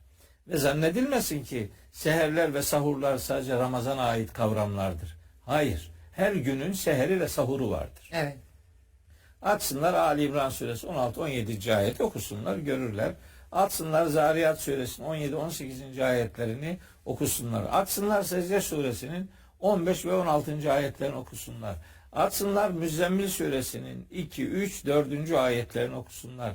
Ne bileyim okuyabilecekleri pek çok ayet var. Gecelerin Kur'an'la değerlendirilmesi noktasında. Hani hap bilgi olsun diye söylüyorum. Sahura kalktıklarında yemek yemeden önce, sahurluk yapmadan önce ruhlarına hitap etsinler. Önce ruhlarını doyursunlar. Sonra gıda alsınlar. Sonra da zaten sabah namazını kılacaklar. Onu yapsınlar. Bir sıralama yapsınlar. Önce Kur'an'la ruhumuza, sonra gıdayla bedenimize, sonra da o iki donanımla beraber Rabbimize yönelik bir fedakarlık yapalım. Günü böyle başlatalım. Yani pratik olarak nasıl başlayalım sorusunu böyle kardeşlerime tavsiye etmek isterim. Bu okumayla alakalı. Ama rica ediyorum anlayarak okusunlar. Anlıyorlarsa okuyorlardır. Evet. Anlamıyorlarsa buna okumak demezler. Hatim yaptım diyor ya, anlamıyorsa o hatim değildir. Anlıyorsa hatimdir. Evet. Anladığınız zaman bir şeyi bitirmiş olursunuz. Anlamadığın şey yarım kalır. Ne kadar okursan oku yarımdır o. Tam okuma değildir. Şimdi bunu söyleyince böyle yaşlı insanların morali bozuyor. Ben ne yapacağım? Bu sözüm yaşlılara değil. Gençlere. Yaşlı yapacak hiçbir şeysi kalmamış. O bol bol okusun. Ne yapacaksın yani? O ne yap? Gerçi benim annem 87 yaşında. Benim annem yani bugün Türkiye ortalamasında pek çok insanın yaşının üstünde bir yaşta. Her gün benim annem bir cüz Kur'an okur. Metnini ve okuduğu metnin tercümesini de okur. Ve biz annemle beraber oturduğumuz zaman o gün okuduğu cüzdeki konuları konuşuruz. Annemin tek şikayeti var. Bizim Trabzon şivesi diyor ki, unutuyorum aklımda kalmaya diyor. Yani tabii ki unutabilirsin. Bizim de aklımızda kalmıyor ama nihayetinde çok okursanız aklınızda kalan şeylerin sayısı, oranı, miktarı artar ve bunun yaş sınırı da yok. Yaşlı insanlara çok diyecek bir şeyim yok. Ama bunu İlahiyat Fakültesindeki öğrenci de böyle yapıyorsa, İmam Hatip'teki de böyle yapıyorsa, Diyanet mensubu arkadaşlarımız da böyle yapıyorsa, genç kardeşlerimiz de Kur'an'la diyaloğunu anlamadan okumaya indirgiyorsa bu olmadı yani. Evet. Bu değil. Arzu edilen bu değil. Mukabele kelimesinin kelime anlamı da bu değil. Mukabele kelimesinin kelime anlamı karşılıklı olarak birbirini onaylamak demek. Siz anladığınız şeyi onaylarsınız. Ben kardeşlerime buradan söylüyorum. Kur'an'ın manasını okudukça Kur'an'ı daha çok sevecekler. Evet. Kur'an'ı daha çok sevdikçe daha çok okuyacaklar. Bunun anlamı insanın yüreğini ferahlatan kıymetli bir işlemdir. Bu Ramazan günlerinde ilk yapacakları şey budur. Ben Emre'nin sözlerine ilave olarak söylüyorum. İkinci yapacakları şey ne olur? Her gün iftar sofrasında bir garibanı bulundursunlar. Bak şimdi infak etsin diyoruz. Genel oluyor bu. Git sokaktan bir garibanı al getir. Evet. Ve senin sofranı paylaş onunla. Aynı sofraya otur aynı. Ayrı sofra kurma. Ayrı sofra kurma. Adama vebalı muamelesi yapma. Tabii. Aynı sofraya otur. O ona sahip çıkıldığının görüntüsüyle büyük bir huzur yaşasın. Efendim bulamıyoruz. Bulacağın yere kadar git beyim. Bir aynı sokakta dolaşıp durma. Bir arka sokağa git bulursun. Ben ilahiyatta öğretim üyesiyim. Ben öğrencilerimin ekonomik durumlarını biliyorum birebir. Evet. Bizde öğle yemeğinin parası devlet sübvanse ediyor.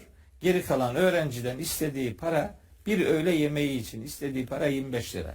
Öğrenci 25 lira veriyor. Öğle yemeği yiyebiliyor.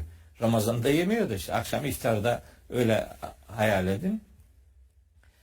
Bu bursu alabilmek için yüzlerce öğrenci başvuruyor. Cebinde fazladan 1000 lira olsa bir öğrenci böyle bir bursa başvurmaz. Evet. Bu her fakültede böyle öğrenciler vardır. Gitsinler bu öğrencileri bulsunlar. Herkesin yaşadığı yerde, ilde, ilçelerde artık üniversiteler var, fakülteler var, yüksekokullar var. Öğrencilere sahip çıksınlar. Onları bulsunlar. Rica ediyorum. Evet. Edebiyatını yapmasın. Birebir gitsin bulsun. Sokakta yaşayan insanlara Ramazan'da gündüz oruç tutmuyorsa adam, tutamıyorsa bugün niye oruç tutmuyorsun sorusunu sormak yerine bayramdan sonra bugün niye yemek yiyemiyorsunu da sorsun. Yemek bulamayanı gitsin bulsunlar. Evet. Bulsun. Rica ediyorum. Evet. Var. Herkesin etrafında var. Elbette var hocam. Özellikle bu dönemlerde bu ekonomideyken ülke çok ihtiyaç sahibi var. Yani kılığına kıyafetine bakmadan belki görünüşünden anlayamayabiliriz ama muhtaç sahibi çok maalesef ki. Var o zaten yani adamın açıktan istemesini beklemeyeceksin. Evet. Bakara suresi 273. ayeti okuyunca böylesi de mi varmış der insan. Mesela diyor ki Allahu Teala la yestati'un darben fil ardı. Yani bir şeyler kazanmak için yeryüzünde seyahat etmeye gücü yok adamın. Takati yok, mecali kalmamış. Yahsebuhumul cahilu agniya minet taaffuf. Adam iffetli, namuslu durduğu için iffetinden dolayı onları tanımayanlar zengin sanırlar o insanları. La yeselûnen nâse ilhafa. İnsanlardan böyle çekindikleri için bir şey isteyemezler. Fakat tarifuhum bisimâhum. Baktığınız zaman simalarından anlarsın sen kardeşim. Anlarsın. Yüreğinle bakarsan anlarsın. Evet. Mazlum ve mağdur insanlar var. Değil mi? Mesela bazı fırınların kapısında asılıyor ya. Askıda ekmek. Askıda ekmek mesela. Çok kıymetli bir şeydir. Evet. Efendim istismar edenler var. Olabilir. Tabii vardır yani. Her konuyu, her şeyi istismar ediyor insanlar. Onu da istismar ederler elbette. Ama oradan ekmek alabilme, öyle ben oradan nasıl olsa ekmek alabileceğim duygusunu insanlara vermek kıymetli bir duyarlılıktır. Evet. Burada aç kaldım ve çocuklarıma hiçbir şey yediremeyeceğim çaresizliği içerisindeyse bir insan, sizin o çeşit çeşit gıdalarla donattığınız sofradan hangi rahmet halesi bekliyorsunuz yani? Evet. Yani hangi yemekten sonra elhamdülillah ya Rabbi şükür diyorsunuz? Her hamd ve şükür kendi cinsindendir. Yediğinizden yedireceksiniz, giydiğinizden giydireceksiniz. Bulacaksınız. Mesele Arayacaksınız. senin mahallenden ibaret değil. Bir arka mahalle var. Burası değil, bir sonrası var, bir ötesi var. Onları gidip bulup Değil mi? Şu gariban çocukları giydirmek. Ya. Giydireceksin. Çocuk kimsesiz olmadığını bilecek ve o huzurla hayata tutunabilecek. Yetimler var, öksüzler var. Dolusuyla var memlekette. Evet. Ama kendi giydiğimizden, kendi yediğimizden tabii bunları da önümüzdeki programlarda konuşacağız. Sevdiğimiz şeylerden. Ya tabii şimdi çok değerli bir şey hatırlattım Mehmet Hocam. Yani bu Ramazan iftarlarını hani normal zamanda zaten birbirimizi davet ediyoruz, yediriyoruz, içiriyoruz. Yani birbirimizi yedirdiğimiz, içirdiğimiz sofralar olmaktan çıkarmak lazım. Gerçekten imkan sahibi olmayan insanlara bunu sağlamak lazım. İşte çadırlar var. Evet, belediyeler çadırlar kuruyorlar. Orada da insanlar istifade ediyor ama belki oralara ulaşamayan insanlar da olabilir. Dolayısıyla hani bizim gerçekten eğer niyetimiz, bir de şu var. Hani ben hayatım boyunca hep bunu gördüm. Bir insan iyi niyetle gerçekten bir şeye ulaşmak istiyorsa Allah onu nasip ediyor. Tabii. Evet. Yani senin derdin biri garibanı bulmak mı? Garibandan bol bir şey yok. Önüne gelir. Yani yeter ki niyetin olsun ama baktın mahallede kimse gariban gözükmüyor deyip eve girersen zaten kimseyi bulamazsın yani. Hani o yüzden insanın burada niyeti çok önemli. İyi niyetli olması çok önemli.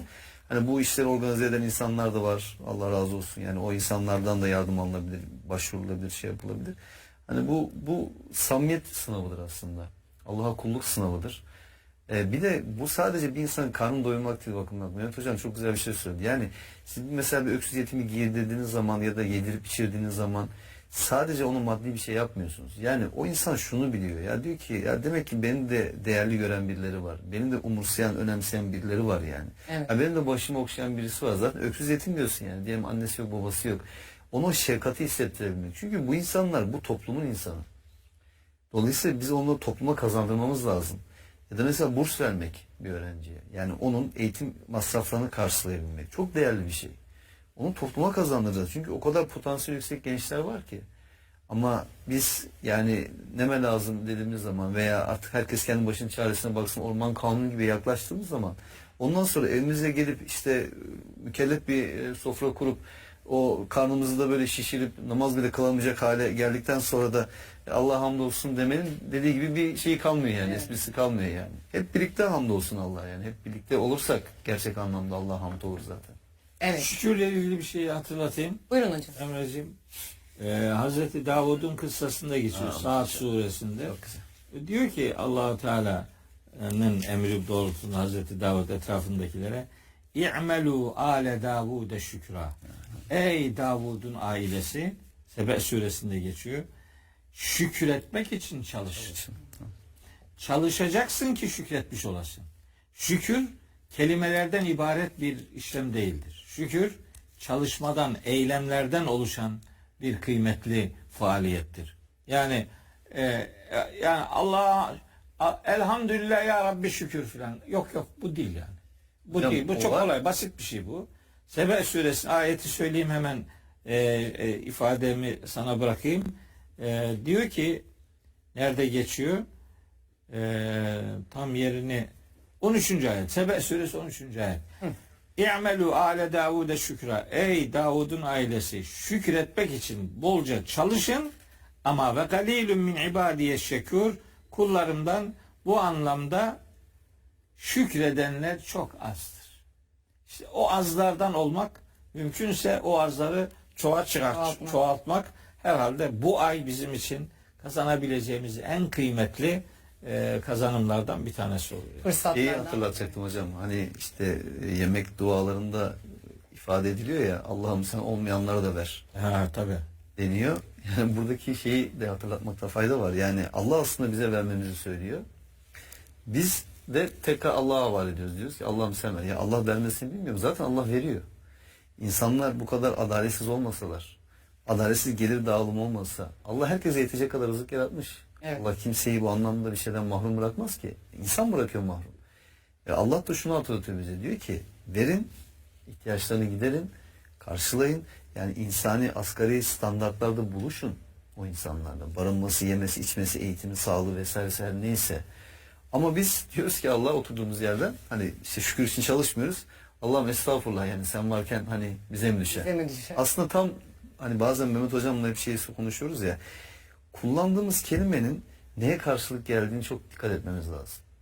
Bakın müşrikler diyorlar ki Eğer Allah'ın dilemesi takdirde yedirip içireceği, doyuracağı kimseleri biz mi yedirip içireceğiz diyorlar.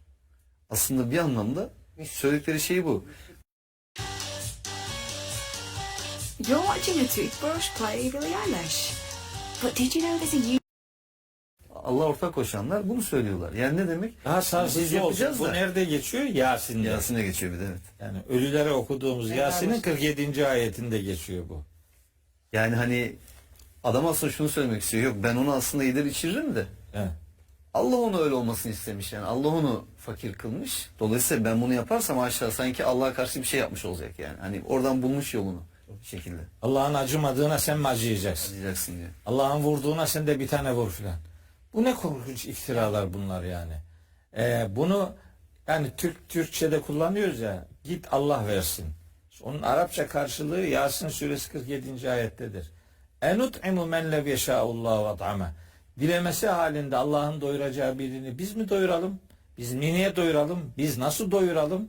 Allah versin demenin Arapça karşılığı bu Yasin 47'dedir. Bunu diyenler kendilerini infaka davet edenlere derlermiş ki in entum illa fi dalalim mubin.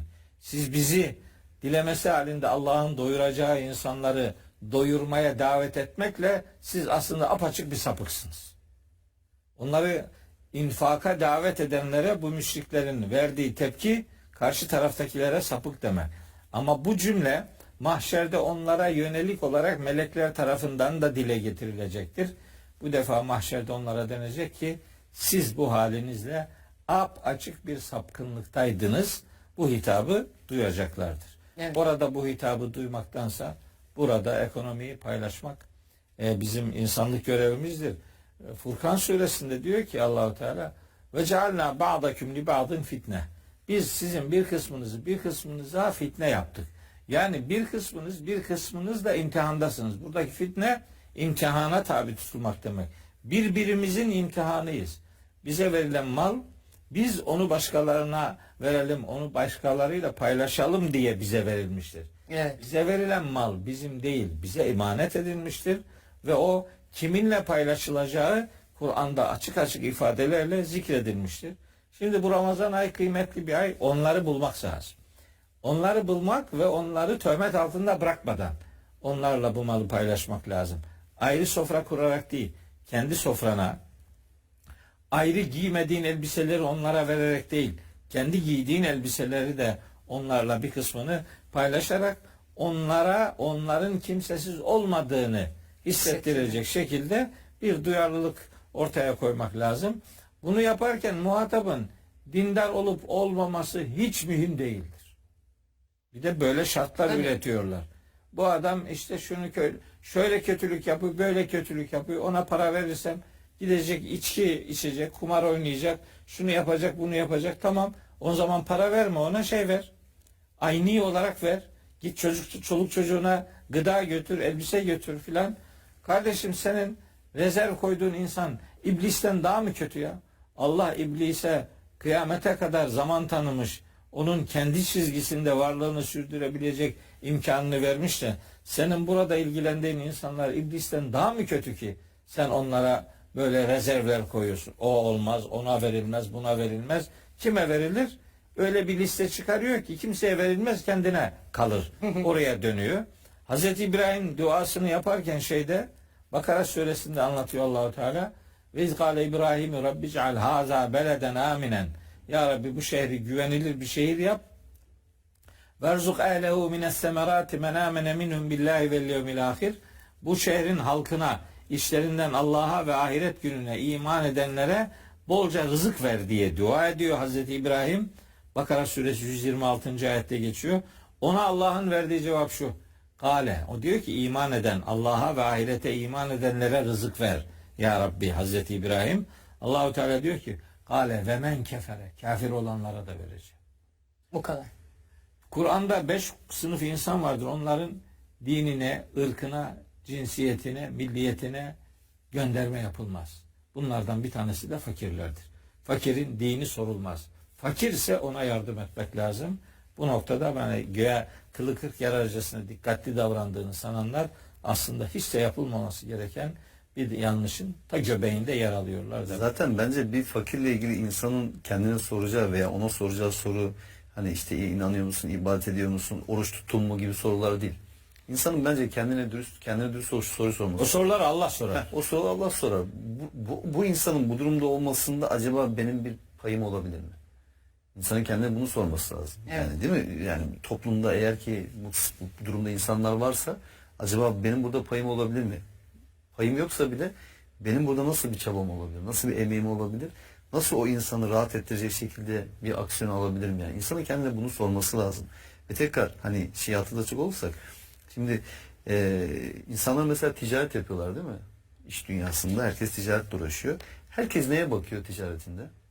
Kar etmeye bakıyor. Evet. Yani hiçbir ticaret erbabı diyelim gireceği ticarete ben bu ticaretten zarar etmek için giriyorum diye düşünür mü? Düşünmüş. Düşünmemesi gerekir. Normal akıl sağlığı yerindeyse herkes kar etmek istiyor ve öyle böyle kar da değil.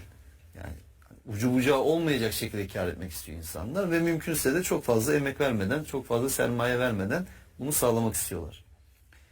Peki Kur'an-ı Kerim bize ne hatırlatıyor? Kesatlaşmasından asla korkmamamız gereken tek ticaretin Allah'ın rızasını gözetilerek yapılan hayırlar olduğunu, infak, zekat, sadaka bunlar olduğunu söylüyor. Evet. Ve Allah bu dünyada da bunu arttıracağını söylüyor. Yani eksilmiyor aslında. Eksiliyor gözüküyor ya bir şey verdiğimiz zaman. Eksilmiyor. Onun artacağını söylüyor Allah. Bunun bereketleneceğini söylüyor.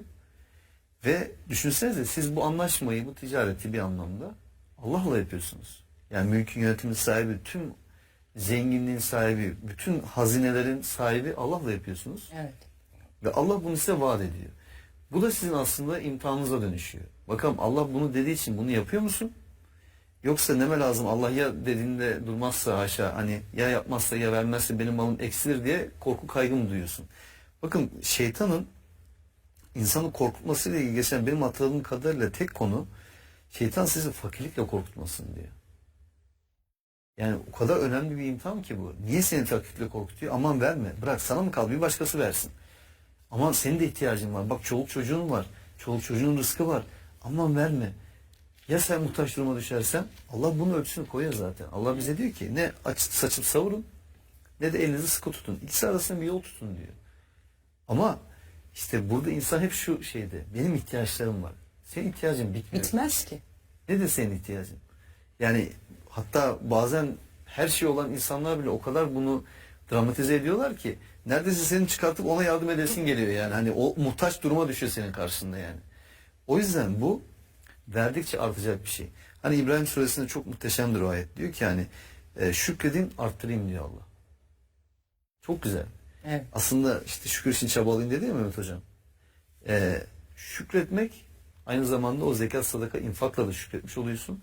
Allah bu yolla da bunu arttıracağını söylüyor. Sana verdiği nimeti arttıracak. Yani dolayısıyla sen şükrettikçe Allah arttıracak. Allah arttırdıkça sen daha çok şükredeceksin. Hem ibadet edeceksin, hem bir şeyin eksilmeyecek, hem de her şeyin artacak. Yani bundan daha güzel, karlı bir davranış var mı hocam? Evet. Ve olmaz tabii. Bizimki materyalist bir kafayla bakıyor. Matematik mantığıyla bakıyor. Zannediyor ki 40 eksi 1 39 eder. Matematikte öyledir de dinde öyle değildir. Dinde 40 eksi 1 en az 41 eder. Bu 39'a inmez. Allah zekatın kelime anlamlarından biri artmak demektir. İnsan verince bitecek zannediyor. Verince bitmeyecek. Artık. Zekat verdiği için fakir olan kimse duymadım ben. Ama faize bulaştığı için iflas edenin haddi hesabı yok. Evet. Zekat verdiği için iflas eden adam duymadım ben. Emre'nin söylediği Bakara suresinin 268. ayeti. Eşşeytanu ya'idukumul fakre. Ben orada bir şeye ufak bir katkıda bulunmak isterim. Bir ufak da teknik bilgi olsun. O ayet 268. ayet Bakara suresinde diyor ki Eşşeytanu ya'idukumul fakre. Şeytan size fakirlik vaat eder. Yani verirsen fakir olursun diye sizi fakirlikle korkutur anlamına gelir. O cümlenin devamında diyor ki ve ya'murukum bil fahşai. Şeytan size böylece fuhuş emreder. Cimrilik bir fuhuş biçimidir. Fuhuş denince milletin aklı hep cinsel içerikli eylemler gelmesin. Bu ayete göre cimrilik bir fuhuştur. Nahl suresinin 90. ayetine göre de adaletsizlik, zulüm bir fuhuştur. Fuhuş aynı nasıl ki nikahın karşıtıysa, nikahın karşıtı zina nasıl fuhuşsa, cömertliğin karşılığı olan, zıddı olan cimrilik bir fuhuş biçimidir. Adaletin zıddı olan zulüm bir başka fuhuş biçimidir. Dolayısıyla şeytanın insana emrettiği şeyler böyle fuhuş içerikli, kapsamı oldukça geniş, insan yaratılışına uygun olmayan bir takım bozukluklardır. Ramazan ayı şeytan prim vermeyip onu çıldırtacağımız bir aydır. O çıldırtmanın yolu da Kur'an'ın mesajlarının kardeşlerimizle anlamının paylaşılmasını çoğaltmaktır. İnşallah bu Ramazan ayı da tüm bunları hatırlamamız için bir vesile olur. İnşallah hayatımızın tamamına yaymamız için de bu Ramazan bir vesile olur. Çok teşekkür ediyorum. Ağzınıza sağlık. Bugün bize ayrılan sürenin sonuna geldik. Sevgili izleyenler, bu gece bize ayrılan sürenin sonuna geldik. Yarın tekrar görüşmek dileğiyle. Hoşçakalın.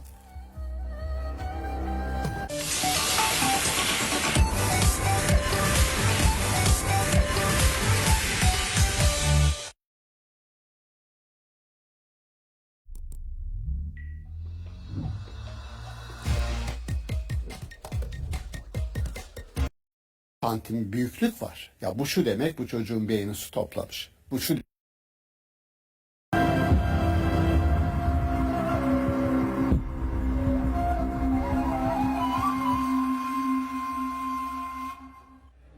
Aklımdaki Sorular Ramazan programımızdan herkese hayırlı geceler sevgili izleyenler. Ramazan ayı boyunca sevgili Emre Dorman hocamızla birlikte evlerinize konuk olmaya devam ediyoruz ve stüdyomuzda değerli akademisyen hocalarımızla ama Ramazan'ın bu güzel atmosferini, bu güzel iklimini hep birlikte yaşamaya devam ediyoruz. Bu gece de çok önemli bir isim bizlerle birlikte olacak. İslam akademi dünyasının da hocaların hocası olarak tanınan Profesör Doktor Şaban Ali Düzgün hocamız bizlerle birlikte. Değerli hocam hoş geldiniz. hoş bulduk. Nasılsınız? İyi misiniz? Vallahi iyiyim. Hocaların hocası olunca 48 doktora verdiğim için bunu kabul ediyorum. Hay hay çok sevindim. Çünkü hocaların hocası olmak için ileri bir yaşa ihtiyaç var demiştiniz daha önce. Hiç de ihtiyaç olmadığını biz Teşekkür tekrar ederim. hatırlatmış olalım. Ayaklarınıza sağlık, çabalarınıza sağ olun. sağlık. Emre hocam bu gece çok güzel konular konuşacağız. Tabii Şaban hocamızın bizde çok ayrı bir yeri var. Sağ olsun o da bizi kırmıyor her seferinde. Lütfediyor geliyor. Kitapları zaten hani onlarla ilgili bir şey söylemeye gerek yok. Çok şükür ki çok önemli bir açığı her zaman tamamlıyor. Çok da iyi bir kalem var hocamızın. O yüzden onunla program yapmak her zaman mutlu ediyor bizi. Bu geceki programın konusu da çok önemli. Din, Evet. düşüncede gelenek, dönüşüm ve gelecek. Evet. Hocamızı dinleyeceğiz. Biz de artık bakalım hocamızdan duyduklarımızın üzerine ufak tefek eklemeler, katkılar yapmaya. Beraber yol alacağız. İnşallah hep birlikte ziyadesiyle değerli hocalarımızdan faydalanacağız. Sevgili izleyenler bu gece dini düşüncede gelenek, dönüşüm ve gelecek konusunu konuşacağız. Hocam dilerseniz hemen başlayalım. Hay hay.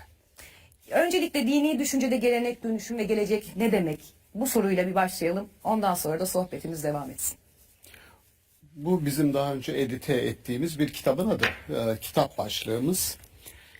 Onu bir vesileyle benim bir konferansım olacaktı. Emre hocama onu göndermiştim konferans duyurusuna. Hocam dedi bu çok çekici bu başlık. Bunu aynı zamanda konuşalım istedim. Peki dedik. Başlıkta kelimeleri, kavramları analiz edersek kısaca o da şu. Bir, dini düşünce nedir? Dini düşünce nihayetinde bizim ürettiğimiz yani tarihsel süreçte dinin ana kaynaklarını yorumlayan, anlamaya çalışan, kavramaya çalışan insanların ürettiği düşüncedir. Yani dinin kendisi değil. Dolayısıyla dini düşüncede bir gelenek var. Bu şu demek, şu ana kadar bizden önce bütün düşünürlerin, entelektüellerin, mütefekkirlerin, adına ne derseniz deyin, alimlerin. Çünkü bunların her biri birbirinden farklı. Bir insan alim olabilir ama mütefekkir alim olamaz. Yani bir karınca gibi düşünün. Karınca toplayıp hepsini getiriyor, yığıyor. Bitti. Arı toplayıp yığmıyor. Özünü alıyor ve size takdim ediyor. Bu özünü alıp süzüp insanlara takdim edenlere biz mütefekkir diyoruz. Sadece yığanlara alim diyoruz. Bizim arzu ettiğimiz mütefekkir alim olmasıdır. Yani hem yığsın hem de o ya bize bir birikim aktarsın ama aynı zamanda kendine has bir düşünceyi de oradan süssün. Ona baktığımız zaman tarihte şu isim şöyle bir katkıda bulundu diyebilelim. Dolayısıyla bir dini düşünce insana ait bir üretimdir. Buna bugün tin bilimleri, kültür bilimleri, Geistwissenschaft dedikleri insanın ana kaynaklara bakarak kendisinin ürettiği düşüncedir. Dolayısıyla bir kutsallığı yok. Dinden bahsetmiyoruz. Dini düşünceden. Bunu bir defa çok netleştirmemiz lazım ki konuşurken esnek bir alanda olduğumuzu bilelim. Evet. Sonra bu dini düşünce şu ana kadar varsayalım 1450 yıllık yaklaşık bir üretim süreci var ve biz bunun hem parçasıyız, çünkü o gelenek devam ediyor, hem parçasıyız hem de aynı zamanda bizim kendimize ait bir gelecek ufku var. Dolayısıyla şimdi şöyle bir tartışma var. Bunu Henry Bergson, bilenler bilir, felsefede sezgisel felsefenin kurucularından sayılıyor Henry Bergson. Diyor ki eğer gelecek geçmiş zamanın zorunlu sonucuysa, yani aralarında bir zorunlu ilişki varsa o zaman geleceğini sakat demektir. Çünkü geçmiş hep kendisine bağlı, kendisi gibi olanı doğurur. Ona sebebiyet verir. Şöyle düşünün, anne babanın genetik stoğu neyse çocuklarına aktardığı odur yani. Evet. Onu aktarır, başka bir gen aktaramaz. O zaman geleceği mutlak, düzeltiyorum, gelenek geçmiş geleceği mutlak anlamda kuruyorsa, yani gelecek geçmişin mutlak sonucuysa, o zaman geleceğiniz geçmişin bütün genetik hatalarını, kusurlarını alıp yüklenip devam edecek demektir. O anlamda Bergson doğru söylüyor. Aynı kanaatteyim. Bu durumda da çok riskli işte bir kelime geliyor. Kopuş kelimesi. O da diyorum gerektiğinde insanlar tarihten, gelenekten kopabilmelidir. Kopman gerekir. Hangi konularda kopacaksın? Kusurlu, hatalı olduğunu gözlemlediğin, geleceği sakatlama ihtimali olan konulardan kopacaksın. Onları da bırakmayı, unutmayı bileceksin. Tıpkı şöyle düşünün, çok basit. Anne karnındaki bir bebek 9 aylık süre içerisinde bu çocuk gözlemleniyor ve bir yani müdahale, bugün hala biyoetik değil mi Emre Hocam? Biyoetikte tartışılıyor. Anne karnında gerekirse hamileliği sonlandırmayı gerektiren hastalıklar var. Evet. Anneye babaya diyorlar yani bu çocuğun ölçtük kafatasının çapında normalden 4-5 santim büyüklük var. Ya bu şu demek, bu çocuğun beyni su toplamış. Bu şu demek, bu çocuk doğduğu zaman şu hatalarla doğacak. Ne yapacağız? Hamileliği sonlandırmanızı öneririz ama son karar sizin. Şimdi o hatayı görüyor doğmadan. O zaman gelecek doğmadan o geleceği sakat doğmaya mecbur bırakacak gelenekteki hatalar, kusurlar olabilir. Çok basit, ben size söyleyeyim. Ne kastediyorsunuz hocam? Bizim geleneğimizde, geçmişimizde ne kusurlar var? Varsayalım travmatik olaylar var. Örnek. Kerbela bir travmadır. Hazreti Peygamber'in torununun 70 kişilik bir aile efradıyla birlikte orada katledilmesi, öldürülmesidir. Şimdi bu olayı biz her yıl Türkiye'de Alevi kardeşlerimiz 10 Muharrem'de Kerbela'yı anma etkinlikleri yapıyorlar ve yad ediyorlar. Tamam. Bu yad etmeyi eğer diyelim dili abartırsak, oradan bir Yezid, bir Alevi Sünni gibi, hiç o dönemde Alevi Sünni, bakar mısınız, olmayan bir karşıtlığı oradan beslersek ve bugüne taşırsak, bugünün insanların omuzuna yük olarak onu getirir bindirirsek, ne oldu? Geleceğimizi biz geçmişteki bir olayı sürekli taşıdık, buraya getirdik. Bunu anmanın bir sakıncası yok. Ama başka bir şey söylüyorum. Denir ki yasınız, kederiniz ne kadar derinse öfkeniz ve hıncınız da o kadar büyük olur. Şimdi bu tarihsel bir gerçek. Yani şöyle düşünün, bir başka örnek vereceğim, bizim tarihimizden değil. Şimdi Avrupa'da Yahudiler yaşıyordu. Şimdi de tek tük yaşıyor. Ama Avrupa'da Yahudi var mı? Bugün yok. Eskiden vardı. Şöyle diyelim. 4. Lateran Konsili var. 3. Papa, 3. Innocent. 4. Lateran Konsili'nde askeri tarikatları kuracağız diyor. Tapınak şövalyeleri gibi.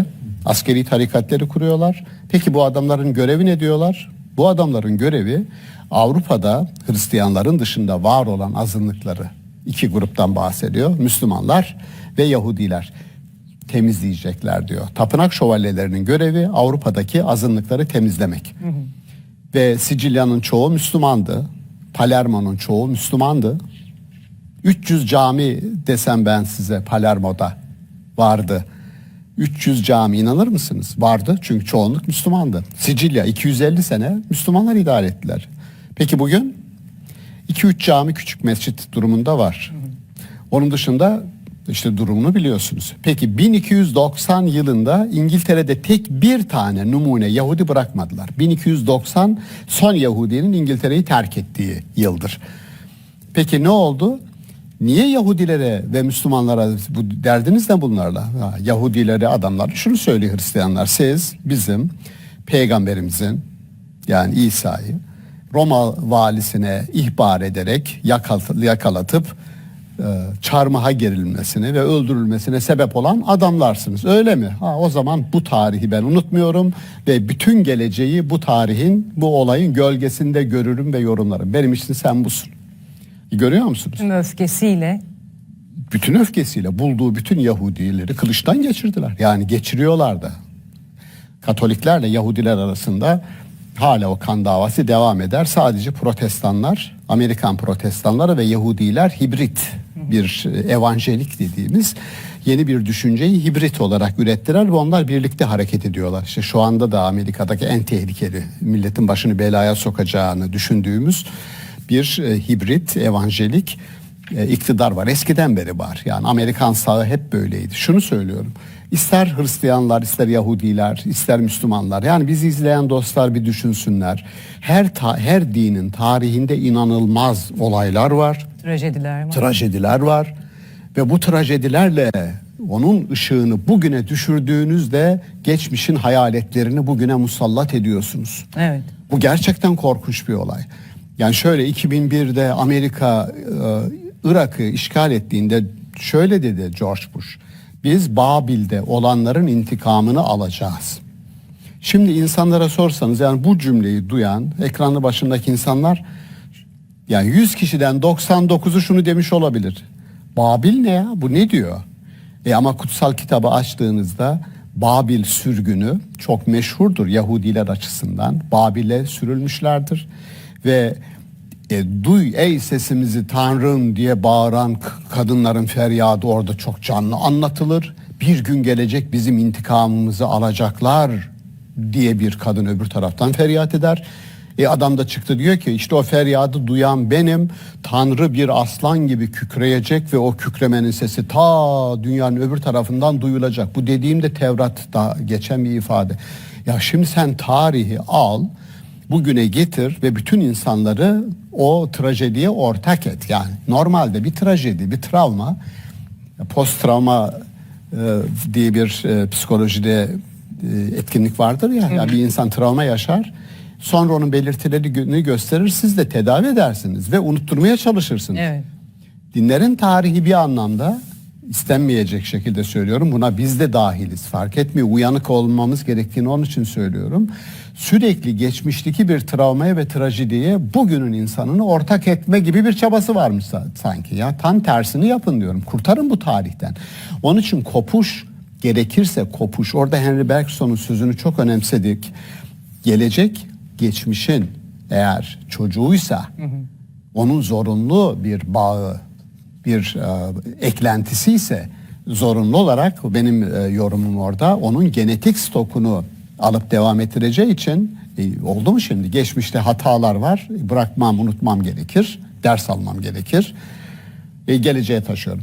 Onun için orada gerekirse kopuş lazım dediğimi çok önemsedim ben. Evet. Bunu küçücük bir yani Emre hocamın da orada katkısını almak istiyorum bu söylediklerime. Hazreti Peygamber için de denir ki Fernand Braudel diye bir iyi bir yazardır. Uygarlıkların Grameri kitabının girişinde söyler. Diyor ki Hazreti Muhammed kendinden önceki büyük bir gövdeyi bir defa devraldı. Niye? Çünkü Hristiyanlığı ve Yahudiliği bizim kültürümüz, dinimiz kabul ediyor. Evet. kutsal kitaplarını kabul ediyor. İçinde ne yazıp yazmadığını sana sormuyor ve bizden bunu istemiyor. Bir bütün olarak Allah İsa gönderdim diyorsa bunu tasdik et diyor. Musa'ya işte Tevrat'ı verdim diyorsa kutsal yani eski ahitin ilk 5 kitabı Tevrat tamamı değil. Bunu da tasdik et diyor. Yoksa içinde ne var ne yok o mesele değil. Benim sözümü tasdik et. Kitapların tasdiki budur. Yoksa içindeki her şeyi tasdik et anlamında değil. Çünkü orada biz biliyoruz ki yazarlar var, yanlış şeyler var. Davut kıssasında olduğu gibi, Evet. Nuh kıssasında olduğu gibi vesaire.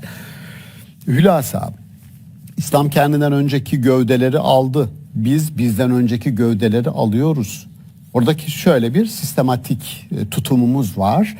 Hazreti Peygamber'in yaptığı gibi biz de şunu yapıyoruz. Diyoruz ki biz bizden öncekileri içeririz, iyi olan şeylerini alırız ama onu aşarız. Tıpkı Hazreti Peygamber'in Hristiyanlığı, Yahudiliği alması gibi temel ilkelerini alıyor. Bunlara, bu temel ilkelere Kur'an-ı Kerim zikir diyor. Zikri biz indirdik, onu koruyacak olan biziz. Oradaki zikri işte bu Kur'an'dır diyenler var. Evet, Kur'an'ın bir ismi de zikirdir, olabilir. Ama zikir bütün peygamberlerin ana, yani mesajının ana unsuru, odağıdır.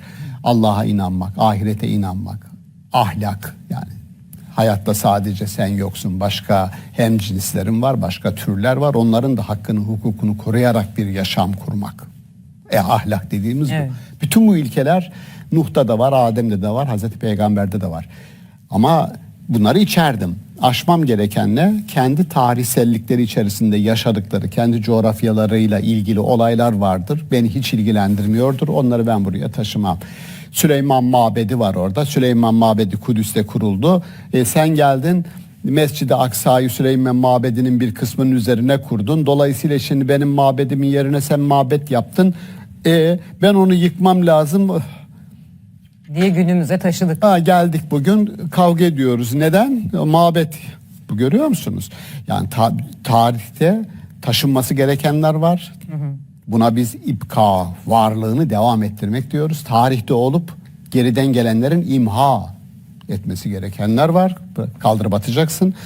Tarihte olup da sonradan gelenlerin ya unutulmuş çok değerliydi bunlar dediklerini ihya, onları da diriltmemiz lazım. Var bugün insanlık, empati, merhamet, unutuldu bu değerler değil mi? Eskiden diyorsun ya eskiden işte çarşıya girdiğinde adam geliyorum ben silense diyorum ki bir Hanım bana lütfen işte şu liste veriyorum. Şunları bana hazırlar mısın? Satın alacağım. Ahilik teşkilatı. Adam size diyorsunuz ki ben alışverişimi yaptım sabah 2-3 müşteri bana geldi. Karşı komşum görüyorum hiç dükkana giren olmadı. Siz oraya gidin. Ne güzel değil mi? Ahilikte böyle çalışırdı. Bugün böyle bir esnaf bulduğun zaman adama ne deriz? Abi sen safsın, kapat dükkanı git. Çok geçmez konkordata ilan edersin. Bakın kaybedilen değerler var. Ya da şöyle ben örnek veririm. Saflığın zirvesi derler buna. Hiç, diyor ki birisine borç verdiniz. Adam baktınız ödeyemiyor. Diyorsunuz ki size verdiğim o borç var ya. O borcu ben Allah'a verilmiş borç sayıyorum. Şu anda senin bana borcun yok. Kapattım. Kur'an-ı Kerim diyor ki bu karz-ı hasen. Verilen en güzel borç. O borcu de ki ben Allah'la benim aramda. Senin bana borcun yok. Şimdi bunu deseniz ben gitsem hanıma desen ki hanım şu adamın bana 1 milyon borcu vardı ya. Evet ben onu Allah'a verilmiş borç saydım ve onu sildim. Evdeki ortamı tahmin edebilirsiniz. Unutulan değerler dediğim bu. Şimdi onları da ihya etmek lazım. Hülasa tarihle ilişkimiz trajik, travmatik, bizi yaralayan, inciten ne varsa tarihte onu bırakmayı öğreneceğiz. Evet. Ve geleceğe o genetik kusurlu stoğun aktarılmasını engelleyeceğiz. Bir kopuş gerektiğinde yaşayacağız. Evet, yani bir ayrıştırma olmadan günümüze tarihi taşırken elbette ki güzellikleri çoğaltarak, elbette ki kapsayıcılığı çoğaltarak, bölücülüğü tamamen ekarte ederek, yok sayarak, tarihin bölücülüğünü yok sayarak geleceğe umutla bakmak aslında hocam. Öyle değil mi? Tabii Şaban Hocam çok güzel olayı aslında özetledi. Şimdi gelenek dediğimiz şey de aslında bir gelen bir de eklenen kısım var. Hani o ayrımı bazen yapıyoruz. Bu bence çok önemli. Neden? Çünkü böyle toptan böyle geçmişi kutsallaştırmak veya bir insanın geçmişte yaşaması onun her konuda isabetli yaklaşımda bulunacağının ölçüsü olmadığı gibi geçmişte yaşaması yanıldığının da bir ölçüsü değildir şüphesiz. Ya da işte günümüzde yaşıyor olması da aynı şekilde düşünülebilir. Dolayısıyla hani geçmişin mirasını tenkit edecek şekilde, yani eleştirel yaklaşacak şekilde bir bakış açısıyla değerlendirmeye tabi tutmak lazım. Şimdi burada iki böyle zıt kutup oluyor aslında benim görebildiğim kadarıyla. Bir tanesi tamamen geçmişi yok saymak, hani tarihin çöplüğüne atmak. Bir diğeri de geçmişte olan ne varsa her şeyi kutsallaştırmak ve olduğu gibi hani onun dönemini, şartlarını, oradaki insanların durumlarını, sosyolojik yapıyı vesaire düşünmeden oradaki her görüşü din görüşüymüş gibi alıp günümüze taşımaya ve günümüze uyarlamaya çalışmak. Şimdi Şaban Hocam çok güzel bir şey söyledi. Yani bunlar aslında dinin kültürüyle ve insanların yorumuyla ilgili şeyler. Dinin kendisi değil. Ben de mesela eskiden de alimler hep işte kitaplarında yazarlarmış. Hani işte bunlar bizim anlayabildiklerimiz, doğrusunu Allah bilir. Hani o şeyde olması lazım insanın. Ben de şimdi kitaplar yazarken öyle yapmaya çalışıyorum. Şunu diyorum, yani hani alim olduğumuzdan değil, haşa öyle bir şey iddia etmiyoruz da. Hani şunu demeye çalışıyorum. Bunlar bizim görebildiklerimiz, gözlemleyebildiklerimiz ve tecrübe edebildiklerimiz yani. Yanılıyor olabiliriz. Dolayısıyla burada bizim yazdığımız şeyler de Allah'ın kitabına uygun olduğu oranda söz konusu olabilir, dini anlamda geçerli olabilir. Ama bunların en nihayetinde insan yorumlarıdır. Herkesin kitabına da böyle bakmak lazım. İnsan yorumu olmayan tek kitap var ve editörel bir süreçten geçmemiş değil mi hocam? Tek bir kitap var, o da Allah'ın kitabı. Evet. Kur'an-ı Kerim. Öyle düşünmek lazım. Tabii bu geçmişten kopamamak, o işte gerektiğinde tarihten ve gelenekten kopamamanın Şaban Hocam'ın dediği şey şunu getirdi aklıma. Aslında bu kan davalarına baktığımız zaman da benzer bir anlayış var burada. Yani adamın ta 7 ceddi öncesinde birisi birisini öldürmüş. Şimdi dünyaya geliyorsun, bir kan davasıyla dünyaya geliyorsun. Evet. İşte ya seni öldürecekler ya sen birini öldürmen gerekiyor. Niye? Çünkü zamanında birisi işte bir suç işlemiş. Allah bunu mesela kaldırıyor değil mi? Yani işte kısas hakkını veriyor ama bunu affetmeyi mesela üstün tutarak bunu kaldırıyor. Ya da Peygamberimiz geldiği zaman o Arap kabileler arasındaki o kan davalarını falan mesela kaldırıyor. Bir de tabii şu var. İnsan olduğu her yerde kaçınılmaz olarak farklı düşünceler, farklı görüşler ve yorumlar olacaktır yani. Bu işin tabiatı zaten. Ama hani özgür bir şekilde insanların bu düşüncelerini ifade edebilecekleri ortamların sağlanması gerekiyor ki sağlıklı bilgi ulaşılabilsin. Ve dediğim gibi hani sadece geçmişten gelen bilgi kutsallaştırmak değil, İbn Heysem'in güzel bir yaklaşım var bu konuyla ilgili olarak. Biliyorsunuz 965-1040 yıllar arasında yaşayan çok büyük bir İslam alimi, bilim insanı İbn Heysem. Diyor ki bakın, gerçeği arayan kişi eskilerin yazdıklarını araştırarak ve doğal eğilimini takip ederek onlara güvenen kişi değildir. Tam aksine onlara kuşkuyla yaklaşan, onlardan topladığı bilgileri sorgulayan, türlü türlü kusur ve eksikliklerle dolu yapıya sahip insanların sözleri yerine delillere ve kanıtlara boyun eğen kişidir diyor. Çok güzel bir bakış açısı. Yani işte bu bakış açısından dolayı Heysemler çıktı o dönemlerde, işte Kindiler çıktı. Dolayısıyla hani bir insanın meselelere yaklaşımında, bir Müslüman meselelere yaklaşımında açıkçası hani bu açıdan olması gerekir diye düşünüyorum. Ve her zaman için dediğim gibi Allah, hani Kur'an'ın çok güzel bir dua var. Hani Allah'ım bilgimizi arttır diyor. İlmimizi arttır, bilgimizi arttır. Yani insan her zaman bu anlayışta olması lazım. Allah'ım bilgimizi arttır, kavrayışımızı arttır ve gerçekten olayları, meseleleri anlarken bunları içselleştirebilmemizi ve doğru, isabetli şekilde bunlara yaklaşabilmemizi nasip etti. İnsan hep o duayla yaklaşması lazım meselelere. Orada çok enteresan bir şey yaşadık biz. Bu dua bu. Aynı zamanda bir ayette de geçiyor. Rabbim zidni ilmen. Şimdi İran'dan bir heyet gelmişti fakülteye birkaç ay önce. Dedi ki içinizde dedi tefsirci var mı burada? Bir arkadaşımız, ben dedi tefsirciyim, bir profesör arkadaşımız. Peki dedi zidni ilmen. Bunu dedi tefsir eder misiniz? Yani ilmimi artır dedi. Ya bunu biliyoruz dedi ama sorduğuma göre başka bir şey istiyorum dedi, yani belli. Yani bendeki bu dedi. Şimdi adam çok enteresan bir şey söyledi. Zidni, beni artır. Yani fiilin yapısı ilmimi artır değil de diyor. Zidni, beni öyle büyüt. Beni öyle büyüt ki, Geliştir. öyle büyüt ki ben bireysel olarak varlığımı, yapımı, gönlümü, zihnimi o kadar büyüt ki ilim namına, irfan namına ne varsa doğuda, batıda, kuzeyde, güneyde onu alabileyim, kabul edebileyim diyor. Beni büyüt ki diyor. Dedim evet ya bu Çok daha güzel oldu. bu daha güzel bir yorummuş. Dedim bu heyet ya hiç başka bir şey yapmasa da sırf bunu söylemek için o arkadaş buraya gelmiş olsaydı değerdi dedim. Emre Ya- Hoca'nın söylediği İbni Heysem'le ilgili aktardığı Mütenebbi diye meşhur Arapların en büyük şairi sayılabilecek bir adam. Benzer bir ifade söylüyor. Da ma semi'te diye başlayan ilk bir beyti var. Duyduğunu bırak, gördüğünü al. Güneş doğduktan sonra Zuhal gezegeninin ne anlamı var? Tıpkı şöyle, güneş doğunca hala ay gökyüzündedir. Yıldızlar hala orada. Ama güneş doğduktan sonra biz onları görmüyoruz. Orada varlar.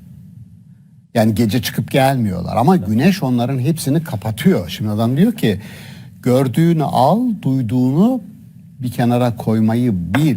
Güneş doğduktan sonra Zuhal dediği yıldızı ya da gezegeni derler eskiler ona, bugünkü Satürn. Oğlak burcuna hakim olan gezegen derler ya, gelecekte burçlar savaşı olacak, mezhepler savaşı gibi diye dikkat etmek lazım ona da. Ama Zuhal şimdiki Satürn. Adam çok enteresan bir şey söylüyor. Şimdi oysa şöyle bir şey var, kabul etmek lazım. Ben bugünü görüyorum, geçmişi duyuyorum, geçmişi görmüyorum. Geçmişte olup bitenler bana anlatılıyor, kulağımla duyuyorum. Birisi kulağımla duyduğum, birisi gözümle gördüğüm. Hangisi benim için daha değerli? Gözümle gördüm. Gözümle gördüğüm. Adam bunu söylüyor. Çünkü benim gözümün önündekini bile manipüle edebiliyor bugün insanlar.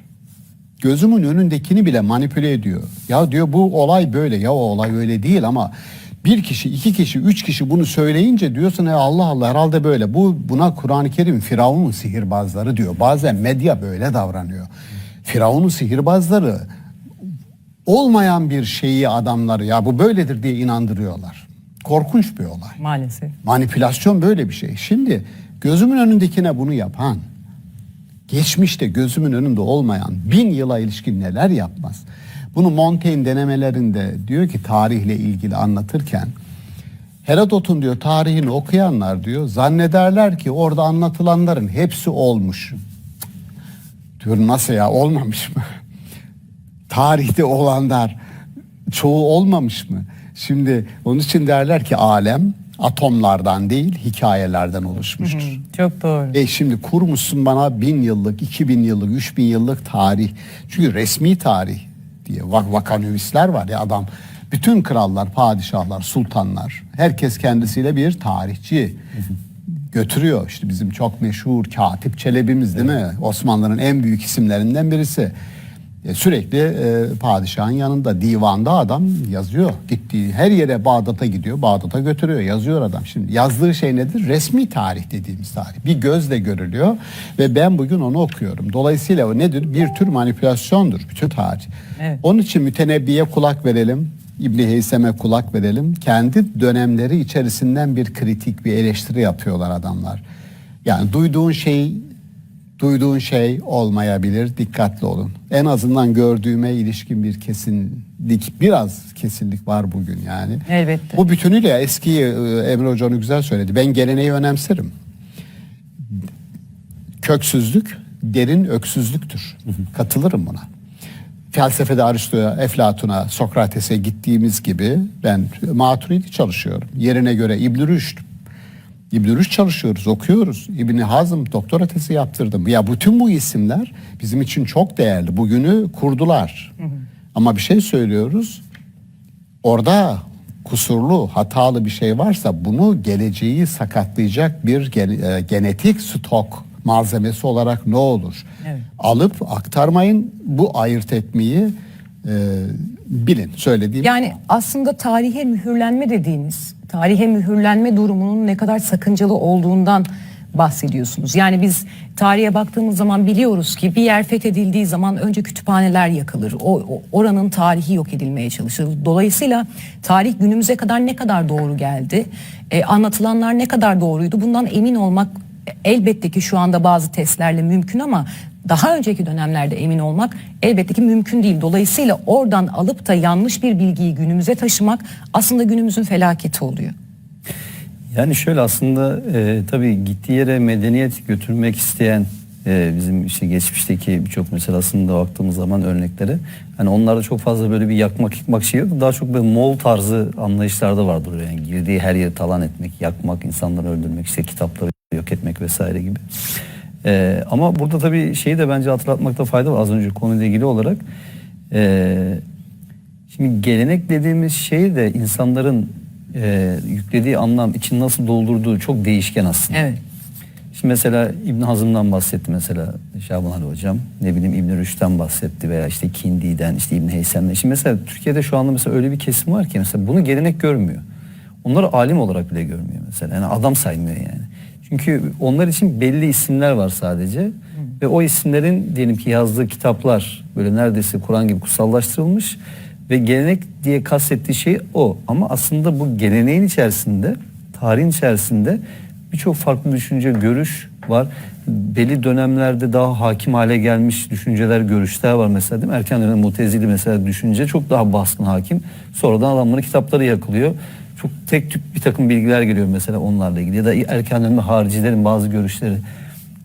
Dolayısıyla hani bazen insanlar gelenek dedikleri zaman şeyi de çok ayırt edemiyorlar. Yani sanki böyle toptan bir paket var. O her şey o paketin içerisinde ve herkes gelenek dediği zaman aynı şeyi kastediyor falan gibi düşünülüyor.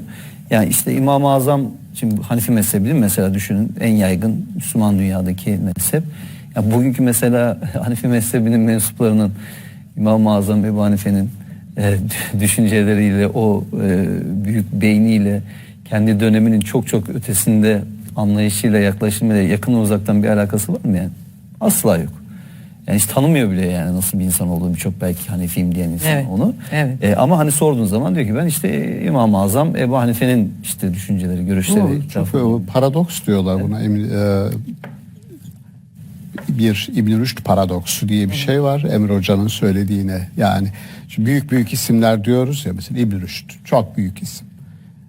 Kendi coğrafyasında İbn Rüşd kitapları Endülüs'te İbn Rüşd'ün kitapları şehrin ortasında Müslümanlar tarafından yakılıyor. Ama aynı İbn Rüşd Latin İbn Rüşdcülüğü, Latin Averroism diye batıda bir akım, felsefi akım yaratıyor. Temsilcileri var. İşte Hollanda'da Spinoza, Fransa'da Sieur de Brabant, İtalya'da Elias del Medigo. Adamlar İbn Rüşd'cüyüz biz diyor. Ve kilise İbn Rüşd'ün eserlerinin okunmasını yasaklıyor. 1270. Fransa, Paris Üniversitesi ve Papalık ortak karar alıyorlar. İbn Rüşd'ün eserlerini okumak yasak. Şimdi Batı'yı böyle alt üst eden bir adam kendi coğrafyasında etkisi yok. Ne diyorlar buna? İbn Rüşd paradoksu. Başka dünyaları ihya ediyor. Evet. Kendi dünyasında kendisi imha ediliyor, yakılıyor, sürgüne gönderiliyor. Ama Allah'ın işi İbn Rüşd sürgüne gönderiliyor. Endülüs'te sürgüne gönderildiği yer Lusena. Lusena da Yahudilerin sürgüne gönderildiği yer. Yahudilerin ortasına gönderiliyor. Ve adam Yahudiler vasıtasıyla bu andığım Elias del Medigo İtalya'da Yahudi, Spinoza Yahudi. Yani onun bir tür organik ilmi çocukları bu. İbn Rüşd'ün çocukları onu temsil ediyorlar. Diyorum Allah'ın işine bak. Kendi memleketinde sen onu öteler misin? Ha ben onu başka yerde diriltirim. Baş tacı yapacakların yanında. Baş tacı yapıyorlar. İbn Sina, İbn Salah'a bakarsanız İbn Salah'ın fetvası var. Utanç verici bana sorarsanız. İbn Sina ile ilgili diyor ki böyle bir adamın diyor kanı da helaldir yani öldürebilirsiniz. Malı da helaldir. Malına da ele geçirebilirsiniz diyor.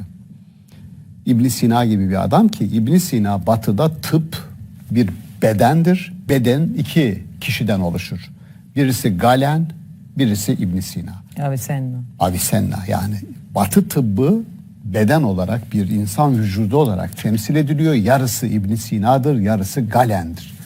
Şimdi böyle bir adamı ki şimdi Melek Dosay Dil Tarih Coğrafya Fakültesinden yayınladı mektuplarını. İbn Sina ile Biruni Kitab Malil Hint diye, Tahkik Malil Hint, ya düşün, bir adam Hindistan'la ilgili kitap yazıyor. Kim neye inanır, topografyası, kültürü, bu adam Müslüman. Hindistanlılar kendi coğrafyalarını Biruni'den öğreniyorlar. Eskiye bak. Bak, bu da gelenek. İdrisi diye bir adam var, coğrafyacı. Kitab-ı Roger, yani İskandinavya ülkelerinin coğrafyasını yapıyor ve Roger krala takdim ediyor. Buyur al diyor, kendi memleketinin diyor coğrafyasını ben sana getirdim, öğren diyor İdrisi. Bu da büyük coğrafyacı. Şimdi Müslüman alimler, böyleleri de var. Şunu söylüyorum. 17 yaşında İbn Sina, 24 yaşında Biruni mektuplarını Melek Hanım yayınladı. 17 yaşındaki çocuk bugün, tamam ya, güzel şeyler yapıyor da Allah aşkına 18 yaşına geldiğimde okuyacak kitap kalmamıştı diyor İbn Sina. Bitmişti. Böyle bir disiplin. Şimdi 5 yaşında bir defa çocuklar eskiden 5 yaşında 6 yaşına girmeden hafız olurlardı. Eğitime bak. Ya hayatı 17 yaşına geldi mi bu adam her şeyi bitirdi. Biz de burada yeni başlıyoruz üniversiteye ya, 17-18 yaşında. Öyle bir sık eğitim. Peki Biruni ile İbn Sina'nın mektuplaşmalarında ne var? Gök cisimlerinin hareketi tartışılıyor. Şuraya bakar mısınız? Kaliteye bak. Şimdi bu Kayıp Aydınlanma diye bir kitap var. Orada anlatılıyor bunlar. Kayıp Aydınlanma kitabında bunlar anlatılıyor. Öyle yerden bitme, kendiliğinden gelen bir olay değil. Benim çalışma alanım Semerkant bölgesi mesela. Maturidi'den dolayı Semerkant, gittiğinizde hayranlık duyuyorsunuz. Biz kelamcılar toplantısını bu sene orada yaptık. 220 kişiyi aldık, gittik Semerkant'a yani. Orada 8 gün oradaydık. Hayran kalıyorsunuz. Her taraf medrese. Şimdi diyor ki bölgeyi yazanlar, yani bir bilim, bir düşünce, bir kültür kolektif olarak gelişiyor. Kolektif. Yani öyle 3-5 kişi gayret edecek, öbürleri bakacak ve orada bilim gelişecek. Öyle bir şey yok. Evet. 400 medrese var diyor bir şehirde, Semerkant. 400 medrese. Adam esnaf, o da diyor medresenin öğrencisi. Bak, bir halkaya gidip katılıyor. 400 medrese, öyle olunca orada astronomi var. Orada tıp var. Orada matematik var. Orada Kur'an ilimleri var. Orada hadis var. Aklına gelebilecek her şey orada. Dolayısıyla şimdi geleneğin bu, ona İslam'ın altın çağı denilmiş. Evet. Ya tarihte de öyle denilmiş. İslam'ın altın çağı. Böyle dönemleri küçük bir katkı olsun diye yakan yıkan dedik ya, Moğollarda var. Bir bölgeye bir İbn Haldun'un ifadesidir. Kendi sınırlarının dışına çıkan bir güç, devlet. Eğer o devletin soft bir gücü, bir kültürü, bir dini yoksa barbar olur. Yakar yıkar. Ve işin garip tarafı, gittiği topraklarda, fethetmek için gittiği topraklarda fethedilir. Moğolların başına gelen bu. Moğollar gittiler, her tarafı yaktılar, yıktılar. Taş üstünde taş, omuz üstünde baş kalmayacak. Hadi kalmasın. Ne olacak? Yıktılar, doğru. Sonra Müslüman oldular adamlar. Fethedildiler. Çünkü gelen kültür ve karşılayan kültür arasında bir baktılar, karşılayan kültür çok büyük bir kültür. İçinde eridi gittiler. Bir örnek var. İskenderiye Kütüphanesi olayı bir hanım. Denir ki, yani işte Batı'nın bu tür manipülasyonları, bakın. Hazreti Ömer döneminde İskenderiye fethediliyor, Mısır komple. Evet. İskenderiye'de bir parçası. İskenderiye fetheden komutan Hazreti Ömer'e, Medine'de halifeye haber salıyor. Diyor ki çok büyük bir kütüphane bulduk diyor. İskenderiye Kütüphanesi. Yani İslam'dan önce 600 yıllık bir Hristiyan döneminin çok değerli eserleri orada. Ne yapalım diyor kütüphaneyi. O da diyor ki, Hazreti Ömer de yazıyor diyor. Eğer diyor oradaki kitapların içerikleri Kur'an'la uyumluysa zaten uyumlu, ihtiyaç yok. Yok aksi ise, tersse, ona aykırı, gene ihtiyaç Gene yok. ihtiyaç yok. Her iki durumda da yakın gitsin. Ve İskenderiye Kütüphanesi'ni Müslüman ordular ateşe veriyorlar. Tek bir kitap kalmayacak şekilde yıkıyorlar. Bunu kim diyor? Batılı tarihçiler anlatıyor. Fakat batılı tarihçiler aynı zamanda sonra ortaya koyuyorlar. Diyorlar ki artık bu iftiradan vazgeçelim. Çünkü biz biliyoruz ki Müslüman ordular İskenderiye'yi fethetmeden önce İskenderiye'deki kütüphaneler Antakya'ya, Hristiyanların başka merkezi Antakya, Pierre Kilisesi vesaire var orada, Pietro. Oraya zaten taşınmıştı diyor. Bunu söylemekten vazgeçin diyor. Şimdi bakın tarih nasıl manipülasyon. O ilk habere okusanız vay Müslümanlar gitti İskenderiye'de kütüphane yaktılar. Ama kendileri bunu tekrar düzeltiyor. Yanılmıyorsam Arnold Toynbee'nin aktarımı bu düzeltme. İngiliz bir tarihçi bunu düzeltiyor. Bu doğru değil. O eserler oradan taşınmıştı diye. Yani bu mümkün değil. Müslümanların gittikleri bir coğrafyada kütüphane yaktıklarına dair tek bir kanıt, tek bir hikaye yok.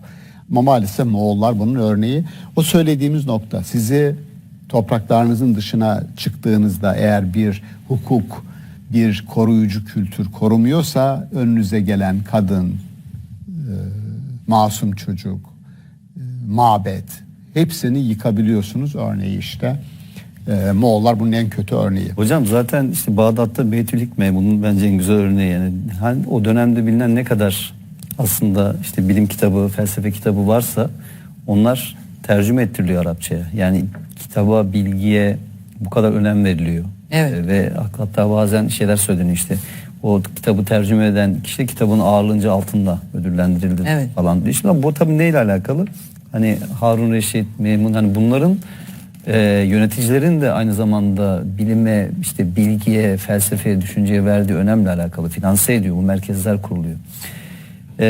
Bir de bu yani Moğol meselesiyle ilgili şu geldi aklıma, şimdi yanlış hatırlamıyorsam bitişik topraklar açısından dünya tarihindeki en büyük imparatorluğu kuruyor Moğollar. Bitişik topraklar açısından yüz ölçümü olarak. Ama 90 yıl kadar hüküm sürebiliyor. Neden? Çünkü ihya etmek için, inşa etmek için değil, yok etmek için. Yok etmek kurulmuş için. bir imparatorluk. Evet. Doğru. Dolayısıyla mesela ne bir işte Roma İmparatorluğu, ne bir Bizans. Yani tarihte böyle hani uzun süre hakimiyetini sürdürebilmiş, işte uzun süre bir şekilde bir kültür, bir medeniyet inşa edebilmiş, oluşturabilmiş, böyle bir hani bir Pers İmparatorluğu falan mesela bunlar gibi değil. Onların da mutlaka kendi içerisinde yaptıkları, yıktıkları şeyler var. Yani onlara tamamen masum anlamda söylemiyorum ama hani Moğol düşüncesinin temel prensibi bu zaten. Yok etmek, intikam üzerine kurulu bir şey yani. Hani işte Cengiz Han'ın çocukken de yaşadığı travmaları sonra bütün insanlığa yaşatması, işte babasının ölümü, ondan sonra işte onun elinden o boyun alınması vesaire. Bunun intikamını bütün neredeyse insanlığa yaşatması aslında az önce hocamın dediği şey. Moğol düşüncesinin temel prensibi bu zaten. Yok etmek, intikam üzerine kurulu bir şey yani. Hani işte Cengiz Han'ın çocukken de yaşadığı travmaları sonra bütün insanlığa yaşatması, işte babasının ölümü, ondan sonra işte onun elinden o boyun alınması vesaire. Bunun intikamını bütün neredeyse insanlığa yaşatması aslında az önce hocamın dediği şey. Şimdi Allah rahmet eylesin, Profesör Doktor Fuat Sezgin hocamızın da az önce Şaban Ali hocam verdiği örnekle ilgili bir yazısı vardı. İbn Sina ile Biruni'nin mektuplaşmasını ve mektuplaktaki o tartışmasını yanlış hatırlamıyorsam oradaki mesele şeydi aynı zamanda. Işığın hızı ölçülebilir mi, ölçülemez mi meselesi. İşte Biruni İbn Sina için fazıl genç ifadesini kullanıyor yani. Hani çok böyle faziletli bir genç yani çok zeki 17 yaşında. 17 çocuk ama bizde olsa ne olur mesela hocam, değil mi? Yani sen daha dünkü bebesin. Sen ne anlarsın bu meselelerden denir. Çocukluğunun keyfini çıkar denir. Ama işte hem ondaki cevheri, dehayı görüyor, beyni görüyor, hem de aynı zamanda takdir de etmesini biliyor bakın. Gerçek anlamda aslında erdem böyle bir şey. Evet. Yani senden küçük olabilir. Sen Biruni olabilirsin ki evet kendi döneminin en dev ismi yani Biruni baktığın zaman, ama muhatap oluyorsun ve hatta motive ediyorsun. Yani güzel iltifatta bulunuyorsun. İşte o dönem böyle isimleri çıkardı ama tekrar dediğim gibi hani işte gelenek dediği zaman insanların anladığı şey içerisinde bazen şu oluyor mesela. Şaban hocamla mutlaka karşılaşıyordur. Mesela herhangi bir konuyla ilgili bir düşüncenizi paylaşıyorsunuz veya geçmişte zaten söylenmiş bir şeyi biraz daha farklı cümlelerle ifade ederek sunuyorsunuz. Falanca zamanda da bu söylenmiş falan diyorsunuz. Mesela adam şunu söylüyor ki bu zamana kadar kimse bunu söylemedi de sen mi söylüyorsun diyor. Ya şimdi sanki milletin elinde bu zamana kadar kimin ne söylediğiyle ilgili bir doküman varmış gibi. Evet. Ve sanki yani bu itirazda bulunan insanlar bu konuları sanki biliyorlarmış gibi. Yani okumuş sanki bütün tarihi. Bütün işte bilginleri okumuş. Kim ne demiş ne dememiş hepsini böyle hafızasına almış. Sonra da diyor ki bunu hiç kimse söylemedi şu ana kadar diyor. Halbuki bakın şu an bugünün dünyasında, Müslüman dünyasında, bugünün Türkiye'sinde bile konuşulamayacak konuları işte hocam burada. Erken dönemde insanlar öyle şeyleri konuşmuşlar ki. Evet. Yani Abbas saraylarında Allah'ın varlığı, yokluğu meseleleri tartışılıyor ya. Ben bugün sen kalkıp böyle bir oturumda bunu tartışsan millet bunlar Allah'ı inkar ediyorlar derler yani. Evet. Yani o yüzden hani geçmiş dediğimiz şeyin öyle tamamen yok sayılması ya da işte tarihin çöplüğün atılması gibi bir şey kesinlikle tabii ki söz konusu değil, mümkün değil. Çünkü orada çok önemli isimler, çok önemli bilgiler var. Ama o geçmişte diye de var. kabul etmek de şey değil yani. Evet. Bir ilke var Emre Hocam. Şimdi bu Yusuf suresinde geçen her bilenin üzerinde ve fevkalü külli zi ilmin alim. Her bilenin üzerinde Bilen var. bir başka bilen vardır.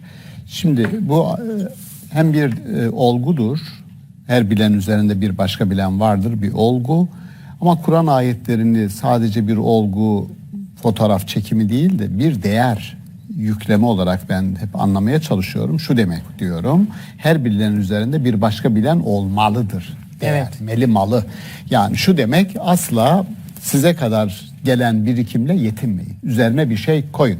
Siz de burada varlığınızı anlamlandırın. Eğer bilgi üretmek bir onursa, bir şerefse o şerefe, o onura Layık paydaş olun. Siz de onun bir parçası olun. Bize kadar bu yapıldı. Bir de tarihin akışına ters bu. Yani siz isteseniz de istemeseniz de bir şekilde zaman sizi kendisine paydaş yapıyor.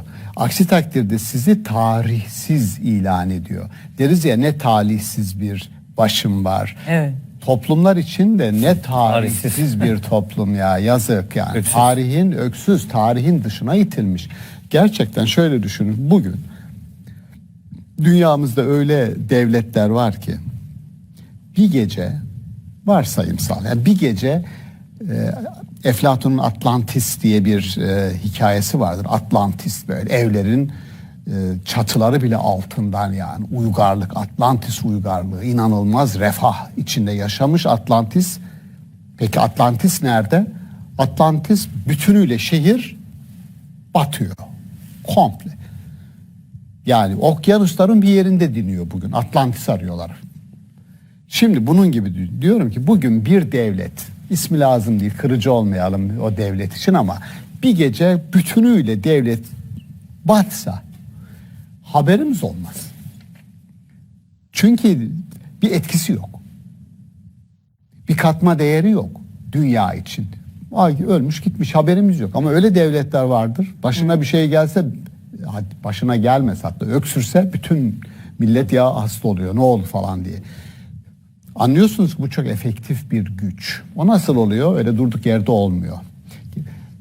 Bir devlet, bir toplum her bir bireyini harekete geçirmelidir. Her bir bireyinin gücünden yararlanmalıdır. Bu da işte Kur'an'ın bu felsefesiyle olur. Size birisi geldi, benim bir kanaatim var diyor. Her bilenin üzerinde bir başka bilen vardır. Bakın felsefe bu. Şimdi ben sınav yaptım 2 sene önce. Müşrik kelimesi, böyle diyorum, aşağıdaki terimlerin karşılıklarını veriniz. Son soru. Yazıyorum birkaç. Diyelim ki müşrik, hanif vesaire Kur'ani terimler. Onlara daha önce öğretmiştim. Hac suresindeki anlatımdan müşrik kimdir? İşte değer kaybına uğrayan, tutunacak bir dalı olmayan, boşluğa düşmüş ve bütün yırtıcı kuşların didiklediği ayette geçiyor. Müşrik böyle birisi. Hanif'in tam tersi. Onu sordum ve onu bekliyorum yani okurken. Fakat öğrencilerimizden bir tanesi öyle bir tanım yaptı ki benim tanımım değil. Ama dedim ki ya bu muhteşem, ben bu çocuktan bir şey öğrendim. Aldım kağıdı götürdüm, dedim ya ben dedim bu öğrenciden bir şey öğrendim. Kim o? Ve ben bunu kullanacağım dedim. Ben ticari erbap gibi davranıyorum. Aldığımı satacağım diyorum. Satarken de kimden aldığımı bileyim. Şöyle tanım yapmış müşrike. Kendi işlediği suçlara ve günahlara Allah'ı ortak yapan kişi. Çok güzel. Ya sen burada olmayacak bir şey yapıyorsun. Diyorlar ki niye yaptın? Allah böyle diledi. Diyorsun. Adama bak. Günahı suçu işlemekle kalmamış. Bir de Allah böyle bana yazdı diyerek Allah'a da işi ortak etti mi? Çocuk dedi ki kendi işlediği günaha ve suçlara Allah'ı ortak tutan kişiye müşrik denir. Mükemmel dedim. Şimdi bir şey öğrendim. Her bilen üzerinde bir bilen vardır dediğinde Elbette. ve her tekil kişiyi, buna az iş değildir. Fransa'nın son dönem Fransız felsefesinin en önemli konusu singularity'dir. Tekillik. Her bir tekil kişinin o tekilliğini, otonomisini, özerkliğini koruyun. Adam bir şey söylüyorsa boğmayın, ağzına tıkamayın. Bırakın, söylediği şeyden yararlanmaya çalışın. Bunu Mümin suresinde geçen muhteşem bir hikaye var. Emre hocam hatırlayacak, bunu mutlaka konuşmuşuzdur da daha önce ya da Kur'an'dan hatırlayacaktır. Firavun hanedanlığından, yani hanedan üyesi birisi, min ali Firavun, adam. Diyor ki birisi, bir kişi, peygamber olur ya da başkası, gelip size diyor bir şey söylediğinde ne diyor, hemen adamı diyor biz seni öldürürüz, biz seni kovarız, biz seni boğarız diye reaksiyon gösteriyorsunuz ya diyor. Bırakın diyor adam söyleyeceğini söylesin. Eğer söylediği şey doğruysa, şimdi ilke geldi, tırnak içinde kotasyon, adamın ağzından Allah aktarıyor bize, bu bir yaşam ilkesidir diyor. Eğer söylediği şey doğruysa hepimiz yararlanırız. Faydalı. Yok yanlış bir şey söylüyorsa, yanlışa kimse sahip çıkmayacağı için zaten çekecek gidecek. Bu durumda bırakın adam söyleyeceğini söylesin. Şimdi Bakara suresinin en uzun ayeti, bir sayfalık ayet var ya, orada borçlanma ayeti. Diyor ki yazan, yani borçlanıyoruz diyelim ki ikimiz arasında bir alışveriş hikayesi var. O arada da bu sözleşmemizi Emre hocam yazıyor. Evet. Diyor ki yazana hiçbir şekilde zarar vermeyin, dokunmayın, ona bir halel gelmesin. Şimdi buradan hareket ederek son dönem Muhammed Abduh gibi son dönem İslam mütefekkirleri, düşünürleri diyor ki yazana hiçbir zarar gelmesin, basını da içerir diyor. Dedim hiçbir şey demiyorum. Olabilir. Anlamı geniş, dedik ya zidni, çok. beni öyle büyüt ki her şeyi içime alabileyim. Ayeti öyle yorumluyoruz ya. Şimdi dedim yani olabilir. Aşırı yorum da olabilir. İster ayeti dayandır, ister dayandırma. Yazan kişiye, söyleyen kişiye, düşüncesini dile getiren kişiye bir halel gelmeyecek. Bunu garanti altına almamız lazım. Biz ceza hukukumuzu İtalya'dan aldık ve İtalyan ceza hukukunun en temel kurucu ilkesi şudur: yargıçlar bir insanın iç dünyasını, düşünce dünyasını yargılamak durumunda değildir. Onların bir defa ilke bu. Evet. Yani yargı insanın iç dünyasıyla, düşüncesiyle ilgili değildir. O zaman Suçun kendisiyle ilgili. ya bırakınız düşünce, şuradayım ben. Eğer bir insanı ister dini düşünce alanında olsun, ister genel anlamda olsun, bir insanın söylediği şeyden biz kolektif olarak nasıl yararlanabiliriz, bize nasıl bir ön açar diye onu öyle değerlendirmem lazım ve takdir etmem lazım. Ona teşekkür etmem lazım. Yoksa bu adam benim söylediğime ya da geleneksel birikimime aykırı bir şey söylüyor, o zaman urun kellesini. Ya böyle bir şey yok. Öyle bir dünya yok. Hepimizin zararı. Evet. O tekillik, her tekil birey benim için çok değerlidir, çok kıymetlidir. Bu devlet refleksi olmalı, toplum refleksi olmalı, kültürün refleksi, geleneğin refleksi, örfün refleksi bu olmalıdır. Bizim anne babamızın çocuğuna karşı refleksi bu olmalıdır. Ters bir şey söylüyorsa bundan gerçekten ya bize bir çıkış yolu çıkar mı ya? Bir farklı bir şey, farklı bir pencere olabilir mi? Öyle bak ya. Elbette. Ya bu bir kültür. Evet. Hocam şey de var aslında, mesela insanların saçmalama özgürlüğünün de olması lazım. Mesela belki bir insan bir şeyi saçmalayacak herhangi bir konuyla ilgili ama o saçmaladığı şey sana bir gerçeği belki fark ettirecek. Bir şeyi, hakikati belki hatırlatacak. Yani o yüzden oradan bile belki bir hani fayda çıkarmak mümkün. Emre Hocam saçmalama diyor da saçmalama özgürlüğü diyor verelim insanlara, fakat bu biliyorsun saçmalama saçma absürt ve absürt sanat diye bir şey var. Yani Tabii. adam absürte sanat diyor. Doğru. Aynı zamanda özgünlükten de doğuyor saçmalıklar, absürtlükler, elbette ki özgün olmaktan. Ya şöyle kendi şimdi, olmaktan. yani şöyle düşünün, mesela herkes fizyolojik anlamda, fiziki olarak diyelim görüntü itibariyle birbirinin aynı olsaydı ne kadar mesela sıkıcı ve sıradan olurdu değil mi? Mesela düşünelim yani. Herkes birbirinin aynı şey gibi, böyle uzay filmlerindeki robotlar gibi. Evet. Şimdi herkes aynı şeyi düşünmesi de çok sıkıcı bir şey. Ya da belli düşüncelerin böyle sadece yoğunlukta olması da çok sıkıcı bir şey. Yani farklı düşünceden korkmamak lazım. Yani bir insan düşünceden korkmaması lazım zaten. Hani ne düşünüyorsa düşünsün, o oturup konuşulabilir, tartışılabilir. İlla birbirimizi ikna etmek zorunda da değiliz ama yani ben buradan bir şey alabilir miyim diye bakmak lazım. Ama insanlar genelde şöyle bakıyorlar, yani birisinin düşüncesine değer vermesi aslında o kişinin düşüncesinin kendi düşünceleriyle, inançlarıyla, kabulleriyle ne kadar örtüştüğüyle ilişkili olur. Evet. Yani kendisine yakınsa dinliyor, değer veriyor veya destekliyor. Ama karşıysa hemen cephe alıyor. Yani böyle düşman belliyor. Şimdi her aslında aklın üzerinde bir akıl vardır hatırlatmasını yapınca Şaban Ali Hocam, aslında istişare konusu burada Ortaya aklımıza çıkıyor. gidiyor, yani Tabii. devreye giriyor. Ki düşün mesela hani şimdi ayette bu detayları vermiyor ama savaşta yaptıkları hatalar nedeniyle mesela aslında belki de kınanması gereken insanlarla bile Allah peygamberimizin de onları affet ve işler konusunda onlarla istişare et. Onlar istişare etmeye devam et diyor yani. Bakın hata yapmış insanlarla ilgili bile yani. Sadece böyle en isabetli düşünceleri, kararları veren insanlar değil.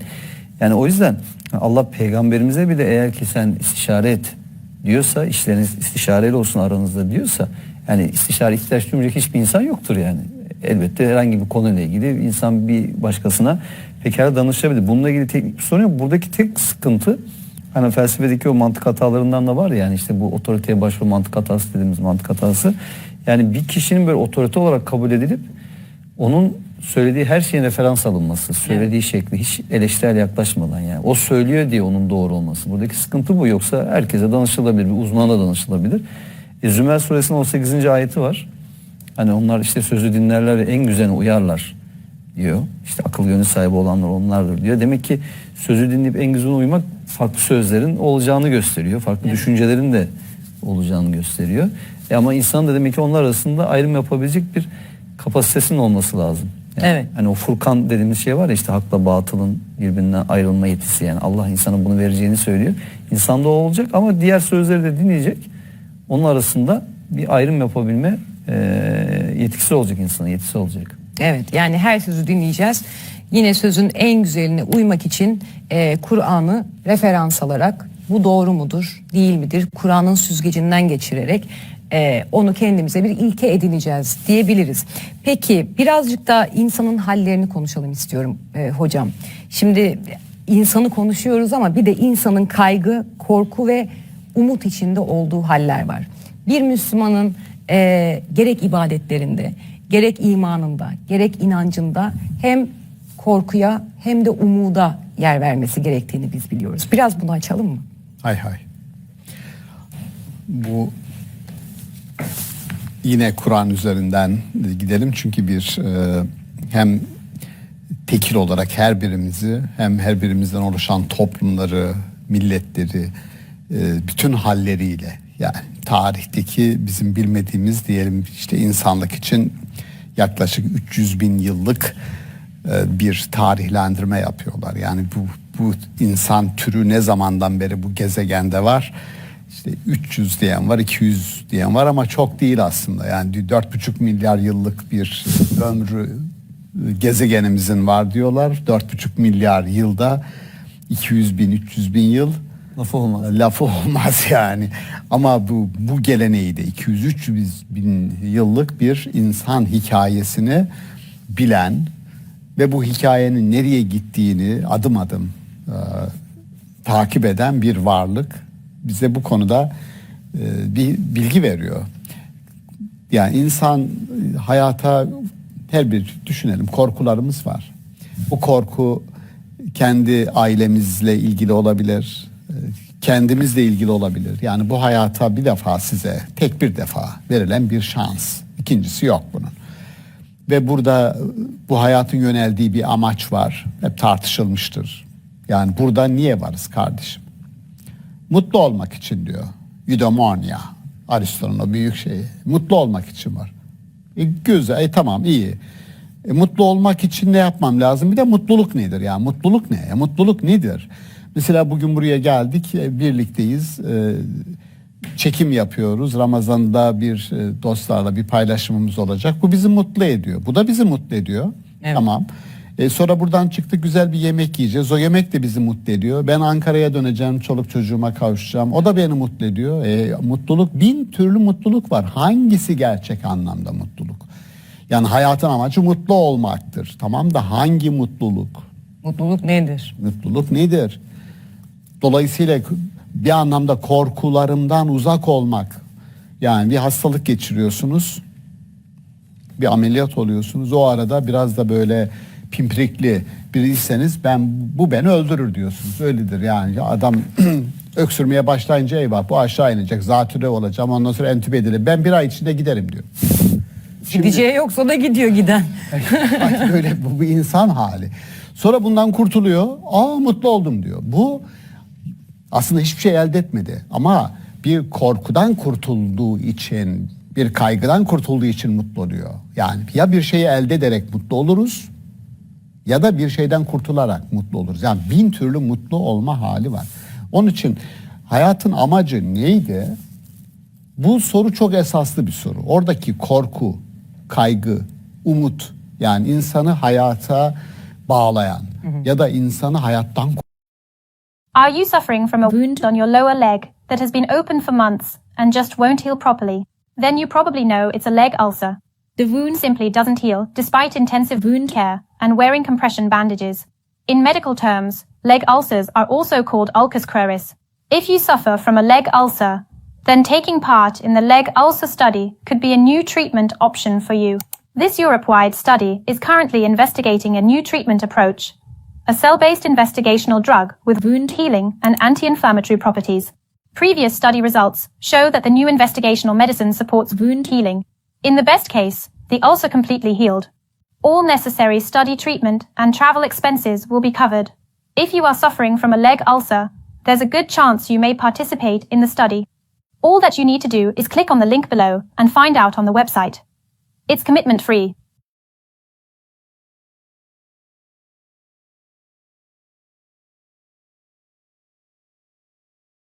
koparan, düşünsenize mesela kaygı öyle bir hale geliyor ki sizi esir alıyor. Sizi esir alıyor kaygınız. Resmen psikiyatrik vaka oluyorsunuz. Yani. Evet. Kaygı doğaldır, insan yaşamında olur ama aşırı kaygı hali, kaygıyı yönetememek, Kur'an-ı Kerim buna raib adını veriyor. Mürib kelimesini kullanıyor farklı formlarda. Bu çok tehlikeli bir şey. İçinden çıkamıyorsunuz. Bir tür salyangozun kendi içerisine kıvrılması gibi, yani içeriye giriyor ve o ev onun mezarı oluyor. Şimdi kaygılarımız var. Kaygı ağırlıklı olarak geleceğe ilişkindir. Yani geçmişe değil. Kur'an-ı Kerim'in kullandığı terimler hüzün, keder terimini kullanır bir insan için. Hüzün geçmişe dönüktür. Yani geçmişin hüznünden bahsederiz. Kaygı geleceğin kaygısından bahsederiz. Diyelim ki mezun oldum ben. Hepimizin yaşadığı, üniversiteyi bitirdik, iş başvuruları vesaire. Şöyle bir şey olur insan. Yok ben hiçbir işe giremeyeceğim. Ben yok ya. Öyle görünüyor ki ben hiçbir işe giremeyeceğim diyor. Ben kaldım böyle diyor. 2 ay sonra bakıyorsunuz daha işe başlamış. Ama o kaygı gelir oturur size. Yani işte o kaygıyı yönetmek, geleceğe ilişkin. Şunu bilmek lazım. Şunu bilmek lazım. Ben en azından kendi felsefem şu. Hep öyle yaşadım. Yusuf peygamberin hikayesini anlatıyorum. Diyorum ki Yusuf peygamberi kardeşleri Yakup'tan, babasından kopardılar, aldılar. Götürüp bir kuyuya. Şimdi bunu sekans, bir oyunun sekansları olarak düşünün. 1. perde. Kardeşler Yusuf'u sevmiyorlar. Baba çünkü ona daha düşkün falan. Bunu gözlemliyorlar. Biz bu çocuğu harcayacağız. Baba bunu bize ver, bizimle beraber ava gelsin, işte dışarı çıkalım. Bu tamam oğlum, biraz direniyor ama fazla da direnemiyor. Hadi götürün. Bir. Alıyorlar bunu, götürüp kuyuya atıyorlar. 2. Sonra birileri geliyor, onu kuyudan çıkarıyor. 3. Sekans gidelim. Sonra bu köledir yahu diye onu satıyorlar, kardeşlerini satıyorlar köle diye bir kafileye. Kafile onu alıyor, Mısır'a getiriyor. 5. Sonra bütün olup bitenler kaç sekans oldu? Diyelim ki 10. Parça parça baktığınızda ne Yusuf ne babası bu çocuğun gidip de Mısır'da hazinelerden sorumlu, ki 14 yıllık bir risk yönetimidir, kriz yönetimidir en sonunda. Yani acından ölecek bir millete 7 yıl bolluk, 7 yıl kıtlık diyerek 14 yıllık bir yönetim. Kıtlık olduğu dönemi bile bütün insanları silolar inşa ederek ve hazinelerin bakanı yap beni diyor. Hazine deyince bugün bizim insanlar altın bilezik falan akla gelince zannediyor ki o öyle değil. O dönemin hazinesi seni hayatta tutacak şey yani. Tarım. Şimdi şunu söylüyorum. Bizim çalışmamız şudur. Biz parçaları çalışırız. Aynen Yusuf gibi parçalar.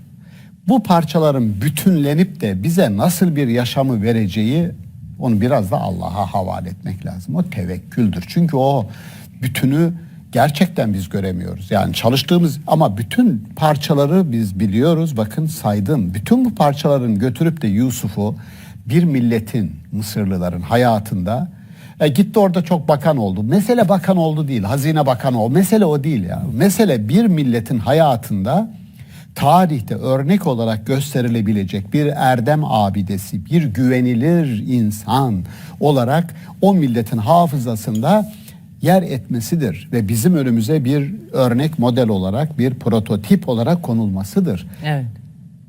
Dolayısıyla şuradayım. Her birimiz kendi işimizde bir Yusuf hikayesi taşırız. Kimimiz kuyuya atılırız. Kuyudan sonra gelir birisi bizi kıyıya çıkarır. O bizim için iyi olur ki birisi satar.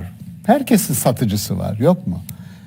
Olmaz mı? Kız arkadaşı satıyor, erkek arkadaşı satıyor, karısı affedersiniz, karısı kocasını aldatıyor. O hep travmalar, yani yaşayanlar var. Ama bunlar birer parçadır, bütün değil. Bu parça biz elimizden geldiği kadar erdemimizle, ahlakımızla, dürüstlüğümüzle güvenilir bir insan olarak o parçayı en iyi nasıl çalışabiliriz, bizim işimiz o. Ama bütün o parçalar bir Lego gibi nasıl bir bütüne dönüşecek?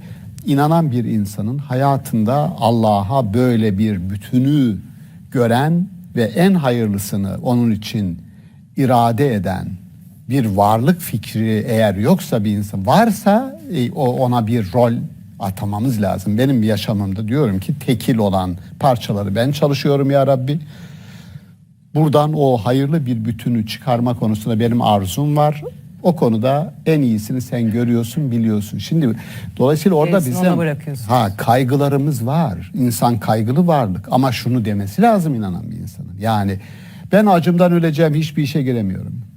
Bil ki Allah'ın Razık ismi sen aradığın sürece, talep ettiğin sürece Razık ismi bir şekilde sana da tecelli edecek.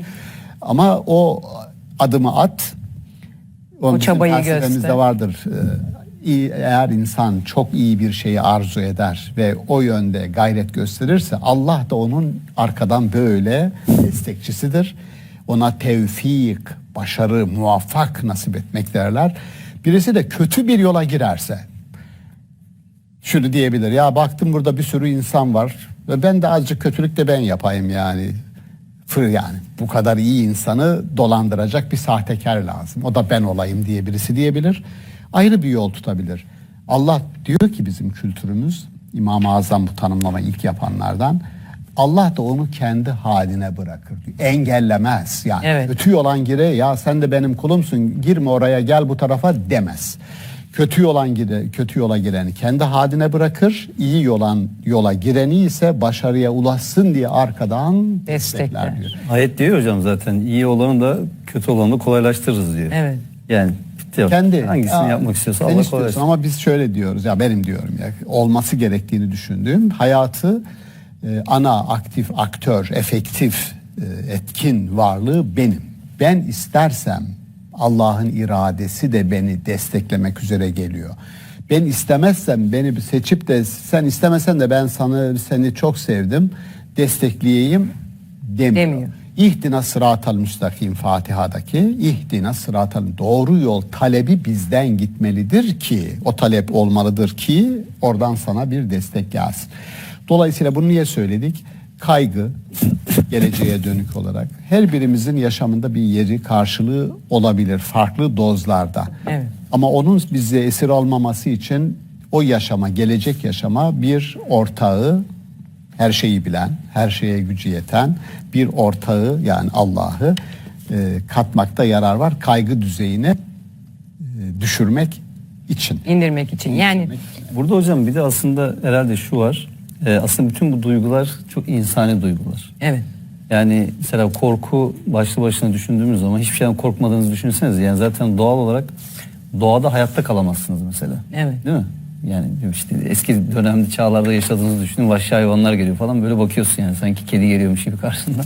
Yani dolayısıyla onun sizi hayatta bırakan bir tarafı da var, kaygının da var. Mesela şöyle bir takım şeyleri ciddiye almanızı ve ona göre tedbir almanızı sağlayan bir tarafı da var. Evet. Ama buradaki işte temel problem bunları yönetememek ve bunların esiri haline gelmek. Şimdi aşırı derecede kaygılanan bir insan aslında bir anlamda Şaban hocamın dediği gibi sanki Allah'ın bütünü gördüğü gibi bütünü görme iddiasında bulunuyor demektir. Yani bir nevi gaybı bildiği iddiasında bulunuyor demektir değil mi? Gelecekle ilgili bu kadar kaygı duyan bir insan ben gaybı biliyorum diyordur aslında bir anlamda. Halbuki hiçbirimiz gaybı bilmiyoruz. Ve bazen bizim için çok olumsuz ve kötü görünen şeylerin bizi nasıl hayırlı ve iyi şeylere getirebileceğini de biz bilmiyoruz. Hani işte Kur'an-ı Kerim hatırlatıyor bize bunu. Öte tarafta hani insan çok acelecidir diyor yani hayrı çağırır gibi şerri çağırır diyor. Bazen bir şeyi sen kendi için hayırlı olduğunu düşünerek de çok ısrar ediyorsun onda. Onu da çok istiyorsun mesela. Senin için çok iyi olacağını zannediyorsun. Halbuki Evet. sen farkında değilsin belki bir şerri çağırıyorsun kendine. Dolayısıyla hani umut konusunda da şöyle ufak bir şey yapayım ben katkı. Hani ummaktan geliyor ya aslında hani umut, ümit biraz daha geleceğe dönük gibi kabul ediliyorlar çok ama insanın beklentileri aslında umut. Şimdi inanan bir insan için aslında hep umut taşımasıyla ilgili en büyük motivasyon Allah'ın varlığı. Yani Allah olduktan sonra umutsuzluğa yer yok. O yüzden Kur'an-ı Kerim mesela işte ümit üzerinden şey bunu yani Allah'ın rahmeti ümit kesmeyin diye sürekli olarak bize mesela hatırlatıyor. Zalimlerden başkası onun rahmetini ümit kesmez diyor. Evet. Bir de umut aslında insanı hayata bağlayan en güçlü duygulardan bir tanesi.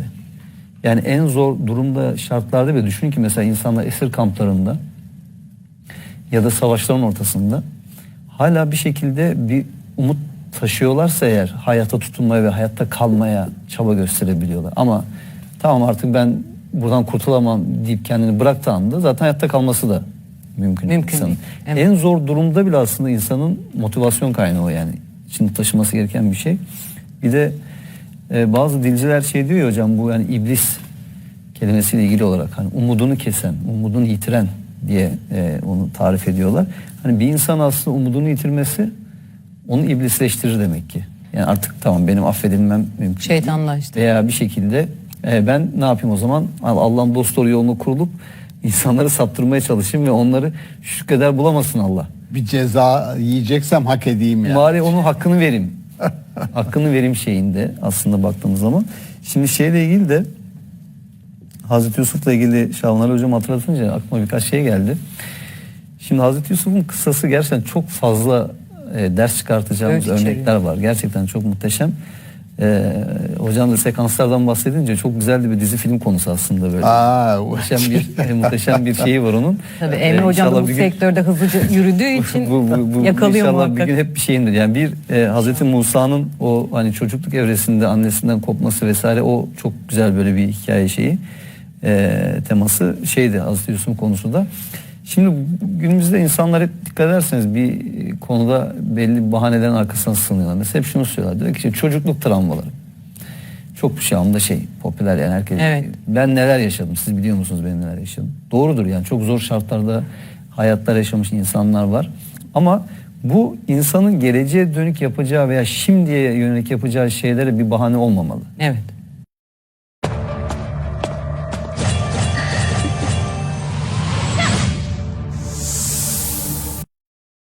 Yani senin çocukken yaşadığın travmalar şimdi senin bir takım kötülükleri yapmanı meşru kılmayacak. Veya işte benzer travmaları başka insanlara yaşatmanı neden olmaması gerekiyor bunun. Şimdi Hazreti Yusuf onu çok seven babasından koparılıyor kardeşleri tarafından. Bir de bu en büyük ihanet herhalde, değil mi? Yani kardeşin seni alıyor, evet. bir yere atıyorlar ve mesela sonrasında işte köle olarak satılıyor. Onu işte gözeten bir işte kişiden bahsediliyor. Bir efendiden bahsediliyor. Mesela o evin sahibinin işte o adamın eşi Hazreti Yusuf'tan cinsi olarak yararlanmak istiyor. Mesela şöyle düşünün. Yani Hazreti Yusuf şöyle diyebilirdi mesela, değil mi? Ya ben neler yaşadım zaten. Ne olaylar geldi başıma. Hani işte hayat beni nerelere savurdu. Bu kadarcık da bir şeyim olsun diyebilirdi Hakkım olsun mesela. diyebilirdi. Bu günah suça girebilirdi. Evet. Girmedi. Hatta mesela hani onu mesela şununla tehdit ediyor. Diyor ki yani eğer bu istediğim şeyi yapmayacak olursan seni zindana attıracağım. Yani zindan da öyle az buz bir şey değil yani hani. Tabii. Ve zindan benim için bunların beni davet ettiği şeyden daha hayırlıdır diyebilen bir Yusuf. Yine böyle çocukken yaşadığı travmaları falan böyle gönderme yapıyor. Ya bizde birçok insan şöyle yapar. Zaruret var. Ne yapalım yani hani bir şekilde bunu yapmak durumundayız falan gibi düşünür büyük ihtimal birçok insan. Şimdi hapse giriyor, zindana giriyor. Bakın zindanda rüya yorumu soruyorlar arkadaşları. Hazreti Yusuf o kadar zor şartlarda hala önce bakın dikkat ederseniz o rüyalarını, o kişilerin rüyalarını yorumlamadan önce tebliğ yapıyor onlara. Allah'ı anlatıyor. Evet. Ve rüyanızın yorumuna gelince diyor ve rüyalarını yorumluyor. Sonra da diyor ki hani işte çıktığınız zaman hani anın falan unutuyor o adamlar. Sonradan o işte kral rüya görünce aklına geliyor, gidiyor Yusuf'u çağırıyor vesaire, olayların gerçeği açığa çıkıyor. Yusuf'un masum olduğu, iftira uğradı vesaire falan, kadınlar da bunu itiraf ediyorlar vesaire derken şimdi Yusuf kalabildiği için aslında Allah onu işte o hazinelerin başına bakan yapıyor. Yani burada bir neden sonuç ilişkisi var. Evet. Yani o erdemli, iman eden ve erdemli bir insan kalabildiği ve yaşadığı olumsuzlukları yapabileceği çirkinliklere ve kötülüklere kalkan kılmadığı için, bahane kılmadığı için, o duruşunu bozmadığı için Allah işte onu ihya etti, geldi, Evet. bir ülkenin diyelim ki hazinelerin başına getirdi. Ve sonrasında görüyoruz, kardeşler onun huzuruna geldiği zaman intikam alabilir onlardan. Ama bugün sizin için kınama yok. Allah'tan af dileyin dedi. O büyüklüğü de gösterebildi. Evet. Yani dolayısıyla hani evet, Allah kimseye özellikle peygamberlik tamam insanın kendi çabasıyla kararıyla olacak bir şeydir ama yani Allah kimseyi sen erdemli ol, sen işte ne bileyim zalim ol diye ayırmıyor. Yolu gösteriyor. Seçimi insana bırakıyor. Artık ya şükreden ya nankör olacak insan, ya iman eden ya kafir olacak insan, ya erdemli olacak insan, ya işte kötü biri olacak diyelim. İşte bu seçimleri bunlarla ilgili yaptığımız seçimlerin sonuçlarıyla biz aslında bir şeyleri elde edebiliyoruz. Bu dünyada Evet. da ahirette de. Evet. O yüzden hani bu kıssadan gerçekten çıkartılacak çok fazla dersli ibretler var. Hazreti Yusuf gücü ele geçirdiği zaman da bakın dikkat edin zayıfken değil. Gücü ele geçirdiği zaman da intikam duygusuyla yaklaşmaması burada çok büyük bir erdem bence. Aslında orada hiyerarşik olarak denir ki affeden her zaman en üsttedir.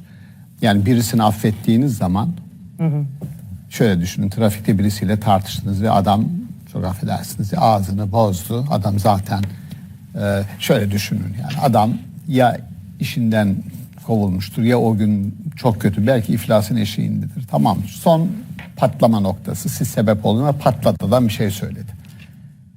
Bu geriye doğru bunu düşünerek ya vardır bu adamın bir stresi, sıkıntısı. Ya birisi arabada çok hız yapıyor. Ben şöyle diyorum ya yanımda birisi varsa bak ya şunu yaptığını diyorum, adamın var bir acelesi ama nedir acaba ya? Var bir sıkıntısı. Çünkü ben öyle o kadar hızlı gidiyorsam ya bir yere yetişeceğim ya bir hastam var diyorum, adamın bir sıkıntısı var. Ya hocam ne iyi niyetlisin diyor. Ciddi mi yoksa niye yapsın bunu diyorum ya bu adam. Şimdi öyle yapınca adam size bir şey söyledi, hakaret etti, küfretti. Siz de diyorsunuz ki ya olur böyle şeyler, tamam kardeş yoluna git, Allah yolunu açık etsin. Denir ki affeden anında hiyerarşik olarak üste çıkar. Her zaman üsttedir. Şimdi Yusuf peygamber çok güzel bir durum o. Tespit yaptığınız zaman, tespit ettiğiniz zaman, yani elimde güç var ve sana istediğimi yaparım. Ama yapmıyorsun. Bu aslında gücün en soft, en yumuşak formu. Evet. Hazreti Yusuf onu kullanıyor. Bir başka nokta anmak lazım Hazreti Yusuf'la ilgili. Biz Yusuf'a diyor tevilül ehadisi öğrettik. Aslında bunu bizim geleneğimiz yanlış yorumlamış. Rüya yorum olarak diyor. Rüya yorum olarak alıyorlar. Oysa tevilül ehadis mevcut olayların bizi nereye götüreceği. Yani bir tür futurizm. Mevcut olayların bizi nereye götüreceği.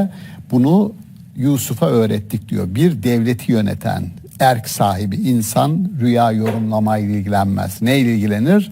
Mevcut durumun o ülkeyi, o toplumu 50 yıl sonra nereye götüreceğinin analizini yapmak, bu Yusuf peygamberin sünnetidir. Evet. Anmak lazım Hazreti Yusuf'la ilgili. Biz Yusuf'a diyor tevilül ehadisi öğrettik. Aslında bunu bizim geleneğimiz yanlış yorumlamış. Rüya yorum olarak diyor. Rüya yorum olarak alıyorlar. Oysa tevil ve hadis mevcut olayların bizi nereye götüreceği. Yani bir tür futurizm. Mevcut olayların bizi nereye götüreceği. Bunu Yusuf'a öğrettik diyor. Bir devleti yöneten erk sahibi insan rüya yorumlamayla ilgilenmez. Neyle ilgilenir?